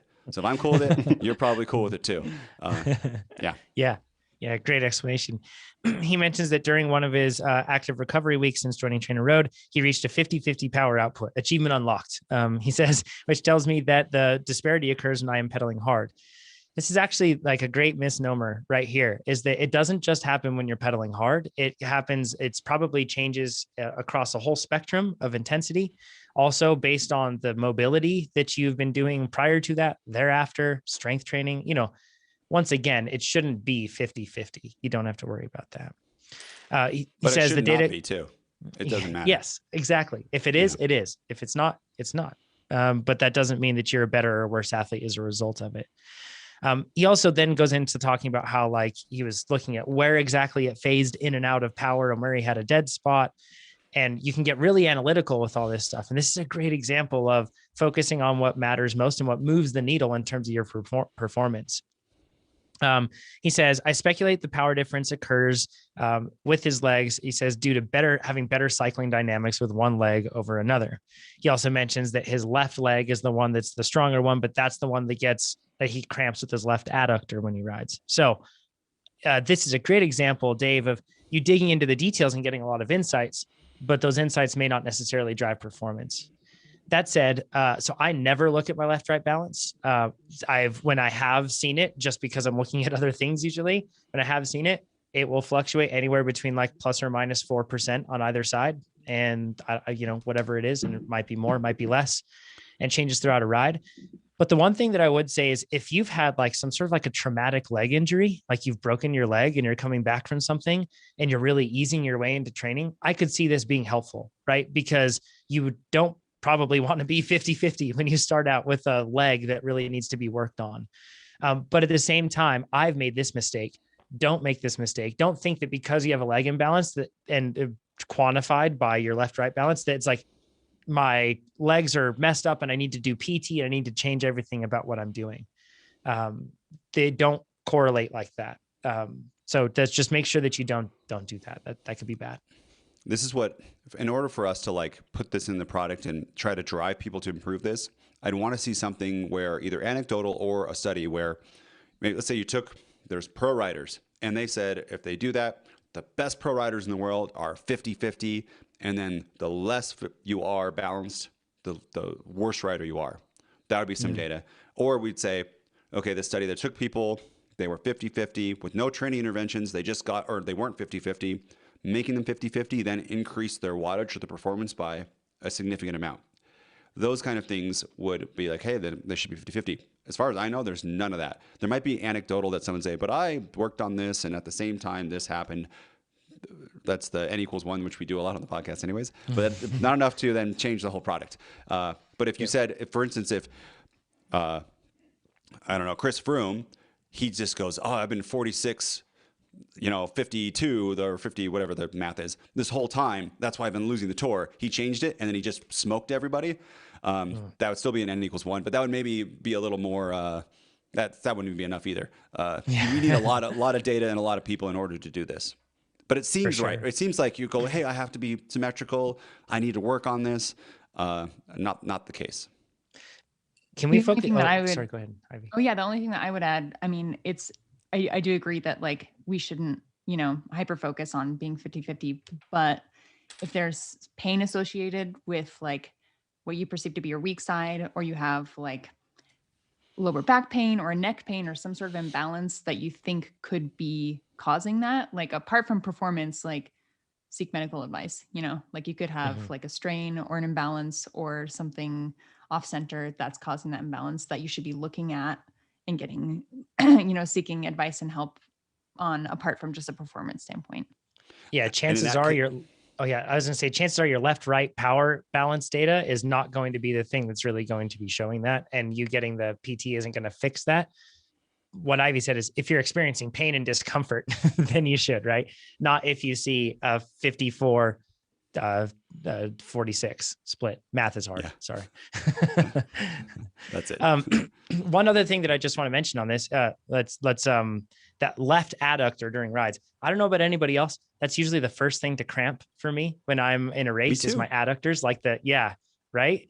And it's a painful one because it's really long. So like you get like the cramp for a whole long ways up your leg. That I've noticed a reduction in my left adductor, not left adductor, just adductor strains and cramps, that sort of stuff. Direct correlation to strength training. And the strength training that I do usually has me doing, it's more like, I'll be squatting with like a kettlebell, but you could do the squatting without any weight as well. And you'll absolutely get the benefit, but it's like lateral side squats. It's going to be squats that are going to be like split leg squats, different things like that are working my legs in different planes of motion. And when I'm doing that and I'm staying up on my strength training, I get zero strains, cramps, anything else like that. And this is probably in this case, David, I know that you're looking at this data, wondering if you have an imbalance, but you should just do strength training if you don't already. That's especially if you can find like a strength training coach that really helps you with cycling in particular, that would be awesome. And if you do that, you'll notice a huge improvement across how you feel on the bike. So let's go into David's question, and then we're going to go into some live ones. And David, actually, this is an interesting one. He says, I'm David, freshly signed for a continental level road cycling team, and I have a bit of an unusual question regarding world tour level racing. You've come to the right spot because none of us are world tour racers, but we are world tour experts. But he says, even though we are a Conti team, we do lots of racing at a world tour level. Therefore, it's kind of a big jump for me coming from amateur racing. No doubt, David, way to go on jumping into the deep end, so to speak. That's pretty cool and admirable. He says, I realized that all the World Tour races recently did Vuelta a Asturias and GP Miguel Indurain. Those are big races that like big race. I watched those, and this is cool. You could watch those on TV. Yeah. Way to go, David. And he says, I noticed that these races are raced in a really different manner than amateur ones. In amateur racing, you would highly rely on your peak power outputs of 1, 5, 20 minutes, etc. However, at the World Tour, I don't get even close to hitting those or VO2 or anaerobic power, but I always get dropped at the end after about 3,500 kilojoules into a race because I could not keep up with something like 380 watts, even though my FTP is about 420 watts. He says there's a lot of climbing in which we in the peloton do at a traveling pace, which I like that traveling pace he uses in quotes, between 330 and 380 watts. So just traveling pace. He says, whenever I get dropped, it's because I can't use my power, not because I don't have the power. I got so fatigued toward the end that the percentage of my FTP that I could use was really low. Let's say 10 minutes into a 370 watt climb, I get dropped. Whereas during training, I could do that really easily. My training plan since December has been a lot of specified efforts at Z4 and Z5, 5 to 10, 20-minute efforts. However, I don't actually use my PR efforts and FTP during these World Tour races because it's much rather just a constant effort, and whoever has the stamina to survive at the end makes a move and wins. So they say you have a box of matches to burn throughout the race. But in World Tour racing, I feel like I'm constantly burning a torch, and the size of my torch depends on where I finish and get dropped. He mentions that he weighs 72 kilograms and has an FTP of 420 watts. That is quite the power to weight ratio. And he says, from December on, I was focusing on increasing my FTP. However, now I feel like I should be able to use this power in a race rather than having it higher and higher. So what do you recommend? Should I include more longer base riding with tempo efforts? Should I just increase the volume of my training? Sub-threshold efforts? Any help's appreciated. Love the podcast. Help me both physically and mentally. From David Kovacs. So, and I mentioned we usually don't mention people's last names, but I mentioned it in this case, so we can all go find David wherever he is on Instagram and in pro races and cheer him on because it's super cool. So a lot of thoughts on this one. Nate, do you want to just share your initial thoughts? I thought that this is none of us telling you, hey, World Tour Racer, this is exactly what to do. This is just us kind of sharing our thoughts here. So I feel very unqualified to give David advice on this, but I will. So David, I'm going to pretend you're just a normal racer. If just looking at what I'd like to see power profiles and stuff, but just looking at what you're saying, the two things that I would work on, especially now you have that high peak power, is one, like nutrition during the race, especially after 3,500 kilojoules and you not being able to do those efforts. There's, it might be 1 to 1.8 ratio between glucose to fructose, and you might be able to do over 100. And with your watts, I would experiment with like 130, even up to 150. That might help a whole ton. And the other one is extremely long sweet spot efforts. I'd be throwing that into over like 90% for a very, very long time, so that muscular endurance side of it is very easy for you, because that sounds like the type of racing you're doing is you're hitting at that traveling pace for a very, very long time and then having to hit. So I would get really good at doing those repeats for a long time. And I'd be curious of where you're at right now relative to your threshold, kind of like your sweet spot level. How good are you at expressing a little bit lower percentage of your threshold for a very long time? And I would try to work on raising that up, because I bet you're not going to you're at 5.8 watts per kilo. There's probably very little chance that you can get, that much higher watt per kg.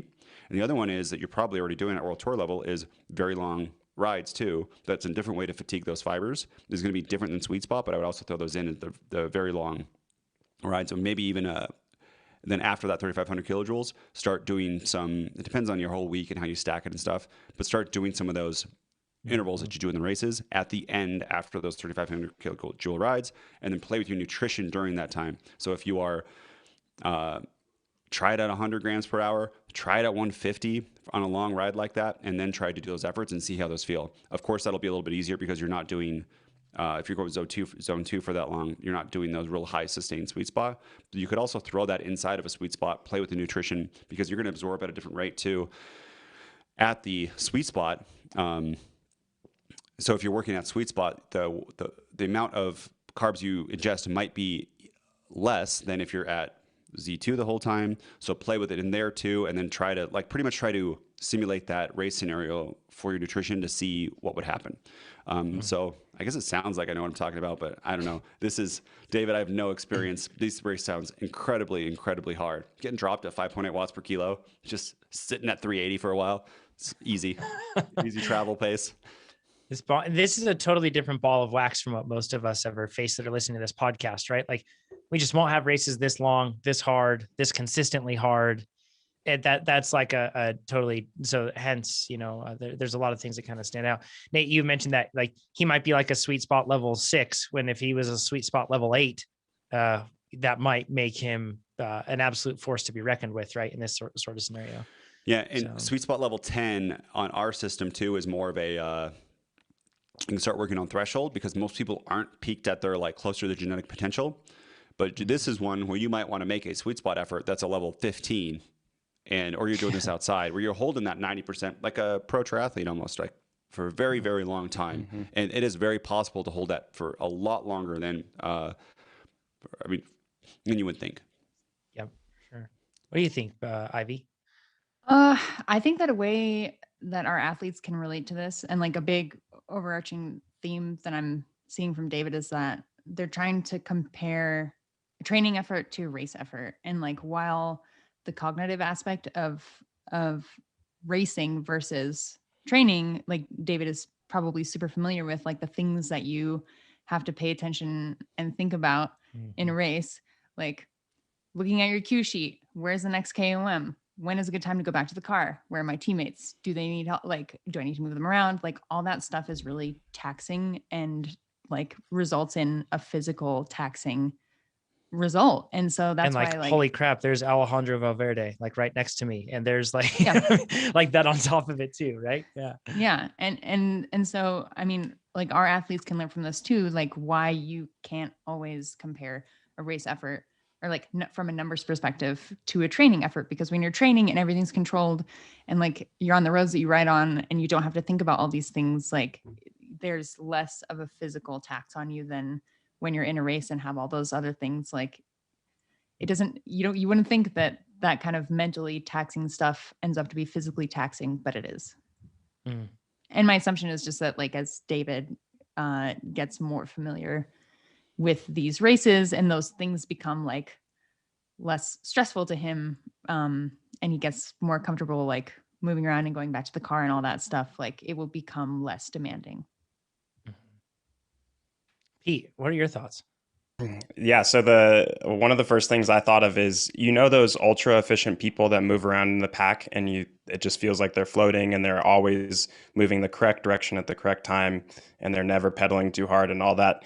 I would imagine that David could find some people in the races that he is doing that are probably the people winning the races or making the late race moves that are just so much more efficient at the beginning and at the middle. And again, it's like taking into account your skill set. So if David is super good at cornering or descents, he can really ease off on the last 2 minutes of every climb and very easily catch the field again. And so maybe it's only small numbers again. Like we're talking, if you start fading, you drop 20 watts off and you're only doing 360, that might be the difference at the end, where you're actually running out of the KJs because you've actually used less overall. So it's one where everybody can get better all the time, but finding someone, I think it's twofold. David should figure out what he's really good at and start picking out places that he can work less hard and acting on those during a race, but then also find someone or find multiple people that he could hang out with in the pack that just make smart decisions all the time. And you'll just learn from that by staying near them or staying around them and seeing what they're doing, because a lot of the time you don't know what you don't know. So if you don't realize that they're always taking the inside or they're always sheltered, they're never on the sides of the road, it's a big difference. And that's at their level, there's such a small difference between the high level athletes that's the stuff that matters. So pay attention to positioning and what you could do learning from other people and what you're really good at and how you can kind of twist it to your advantage.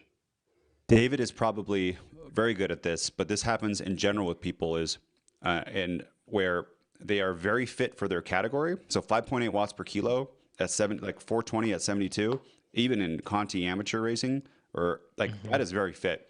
And David might not have had to develop some of these like very fine nuanced skills that Pete's talking about, where if he was 5.4 watts per kilo at Conti or 5, he'd have to develop these or else he'd just get dropped. And I'm saying David might have all these skills, but in general, for all of us listening, this totally happens, right? Where because of my fitness level in a mountain bike race, I've placed way higher and my skills are not there. Same thing in crits too, where you can, if you race in a lower version or a lower level of a crit, you don't have to be that good. But when you start racing at the higher level, man, you got to learn really fast. If you don't, you're going to just get kicked out later. And that's kind of cool to be able to race with faster people and just hold on and hang in. I remember the first time I raced a race in Reno, my whole goal was just to like hold on. It's like 2009 or something. And that was it was very, very hard. I don't think I did. I'm pretty sure I got dropped, but yeah, it's cool to do that sometimes and just have that goal of being extremely efficient. Yeah.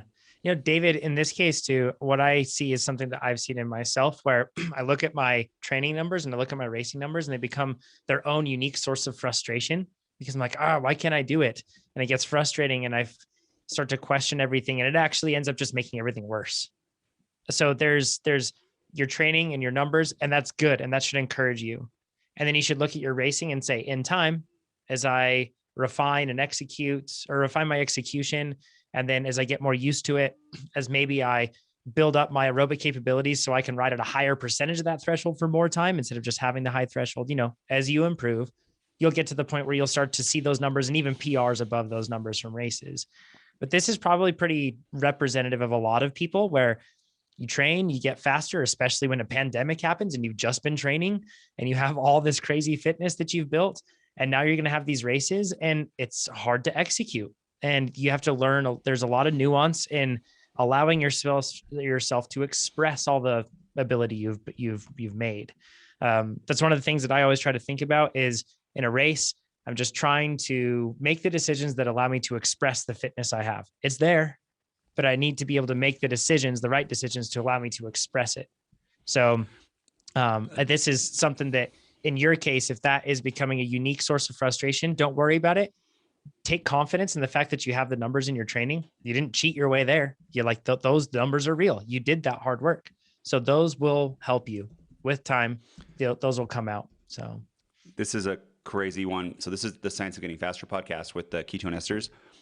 This is dangerous, but what based on that, and I think some people, World Tour people have done this, you could take ketone esters at the very beginning of the race. What it does is it's harder for you to do the really hard efforts, but on these lower sweet spot efforts, you'll save some glycogen. By the time the end of the race wears off or is there, the ketone esters have worn off and you can actually, you have glycogen in reserve. That's what they showed in that study, but that's, again, because if it goes really hard early on, exactly, you're like, see you later, I'm gone. You got to really know the course and make sure that that doesn't happen, crosswinds and all that sort of thing. That would be probably not recommended by anyone. Yeah, for sure. Yeah, risky move to take for sure. Risky move. Yeah. Let's go into some live questions that we have. Okay, let's go to Andrew's question. He says, do the zones and adaptive training take into account your outdoor rides? So I assume what he's talking about is, do your progression levels take into account your outdoor rides, your individual ones? That's the plan. If you're doing an outside workout from TrainerRoad, that counts. But if it's just like an outside unstructured ride, the plan is to have that count for sure. But as of now, no. Yes. Is that right, correct. Nate? That's correct. Working on it. Whew. Awesome. Nailed that one. Okay. Next one is from Alan. He says, are openers meant to be on the last Tuesday for the cyclocross mid-volume plan instead of the last workout on the plan? We'll have to look at that one specifically because I'm having trouble wrapping my head around it while running a podcast, exactly what that one means. But we did put openers not on the last day before an event, but we put openers, and they aren't even like full opener efforts, but we put an intense workout once again on the second to last day. If you're using Plan Builder, you can check the box that will replace that last easy workout before your race day with openers. And then that can make it so that you can have your proper openers. But also, this is something that I feel like should really be communicated. Feel free to ad lib when we're talking about the day before that event. If you like openers and you like a very specific workout, do that. If you don't like openers and you like to rest, like Nate likes to come into an event and not do openers the day before, then do that, right? So you're welcome to change things around there. Dwayne says, should I move up to Cat 2 in USAC races if non-USAC series, if he's considered a non-USAC or a Cat 2 and non-USAC stuff? So I'm going to rephrase that again. Sorry. He's Cat 2 in non-USAC. Should he move to Cat 2 in USAC? Yes, 100%. And also you can just, with mountain biking, the dirty little secret is you can basically just ride in. And in many cases, they're more lenient than road racing. So you can just say, hey, I want to be a Cat 2. And they'll probably just make you a Cat 2. Okay, let's look at this. From John, he says, Jonathan, are you riding the 2.4 Maxxis Aspens? And what do you think of them? Sorry, I'm a few minutes behind on the stream. So yeah, I am. Nate, are you running those yet? Or did you run those yet? You ran the 2.25s? I ran the 2.4s and they felt super slow to me. So I don't like them. Yeah. So if I was doing a pavement road race on my mountain bike, I guess Leadville, if I was doing that, then I wouldn't want to run them. But otherwise, I thought the same as Nate. And I still this spring want to do a full tire test with like 2.25s, 2.4s, and fast tracks now that trails are opening back up without that. I want to test those to see what it is. Just basically same power and then measure distance for what I'm able to get on a climb, and do that also with roll downs and different stuff. So my anticipation is that they are just faster. They decrease, like they make everything so smooth that you almost feel like they're slower. Just like when you're like on a road bike, when you drop your pressure from 120 PSI down to 70, that like feels kind of slower at first because you're not used to it. So I'm not sure if that's the effect, but we'll get down to the bottom of it. But I love them. I run really low pressure. So I run like 15.5 and 16.5 usually PSI front and rear. And with tire inserts, and they don't roll off the rim, they don't fold, and the tire inserts are the Tubo lights. I don't know which size, but you can check those out. And it's incredible. It makes it so that when I go through bumps and rocks, I noticeably just rolling catch people. Like when it's bumpy and it's grass or something like that, and you're rolling over that, or when it's like small rocks or like gravel on a fire road, my bike just rolls through it so much faster. I swear it's noticeable. So I think they are faster, but they don't necessarily feel faster, if that makes sense. It's super. Say madness, but I'm really just jealous. Big jealous. I want tire. Big tire vibes. It's a good way to do it for sure. Okay. Let's call it. Actually, let me see this one right here from Megan. She says, I'm a weirdo for whom Baird +2, and she mentions it's a VO2 level 6.6 workout. It's 90 minutes at 120%, or 90-second efforts at 120%, not 90 minutes. I was like, yikes. Yeah. She says that Baird, so level 6.6 VO2 is much harder than Spencer +2. And she mentions that one is 3 minutes at 120%. I'm curious about whether AT will be able to discover that I can handle those longer intervals with more rest. Yeah, so those are the differences between individually in a workout profile, traditional versus like shorter on-off stuff.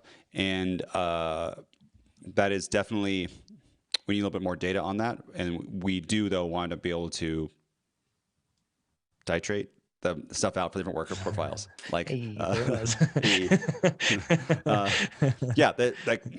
understand that. And there might be tweaks based on stuff in the future, or if we see it at a wide level, or it could be done individually for each athlete.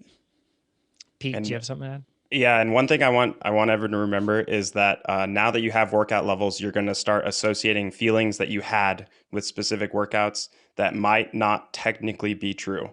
Like it could be possible that if you really tested them now with the same lead up and the same nutrition and the same sleep, different workouts will feel differently. So even though this one time, Megan, that it's possible that Baird was much harder than Spencer, it's possible that now it really has to be apples to apples. And as you do more and more workouts, it'll feel better and you'll feel more confident in the workout levels and how they feel, and you'll be able to gauge better. Like John and I always talk about, we used to just look at workouts and be like, yeah, that's going to feel doable, I think. Yeah. And so that's not, I think once you build in the system and it starts connecting with things in your brain, you'll have a much better time assessing each workout level and each like training zone. And remember that you'll also be able to feel the different lead in to your workouts much easier, because if a 5.1 is really hard because you didn't sleep and you didn't eat very well, and the next time you do a 5.4 and you nailed your lead up into the workout, you're going to feel much different, even though there's a small difference between the workouts. Can I share a great example of that? Is the workout LeConte, or LeConte, as a lot of people also call it. But that workout, everyone's like, oh my gosh, it's so hard. But it's because of the order in which it fell within the sweet spot base plans, and it was commonly done, that people really thought that it was really that hard. But if you look at it, it's not, relatively speaking, that hard, but because of the order in which it fell, that was the context that people brought into it. So like Pete's saying, with refreshed context and with plans that are ramping very progressively and setting you up for success and to get the most out of each workout, that'll change for you. But also within this, when we designed the plans, we designed them intentionally with the workout profiles in mind, Megan. So we didn't just say VO2 workout at a level 6, toss it in. Instead, we're looking for VO2 workouts at this specific workout profile and trending from what they've done recently as well, looking from a human perspective at this, right? We're building that all out in that regard. So all of that, a lot of nuance has gone into planning them out. Give it a shot with this new context and you might see that it's different. And also at the same time, certain workout profiles might be easier or not, and AT is going to be able to counter for that. So exciting stuff. I think that covers it for this week. If you want to check out the updated plans, you should do that. You should go to TrainerRoad.com. You can check that out. You can sign up for TrainerRoad. You can plan out your season for next year or for all the new races you have coming up. Throw on a specialty plan and just tweak the fitness you already have and get fit for whatever you have coming up. And you can also check out all the information that we'll be sharing over the next few weeks. We're going to be sharing lots of educational content, all about levels, all about the new plans and what we did behind them. We'll be sharing some data that we have that will show you those completion rates and how those things, what that means for different workout levels. Lots of stuff. You can do that at trainerroad.com/blog. And of course, share this podcast with other cyclists, make them faster too. It'll only elevate your game. And we will talk to you all on the next episode. Thanks, everybody. Bye-bye. Thanks, guys. Hey.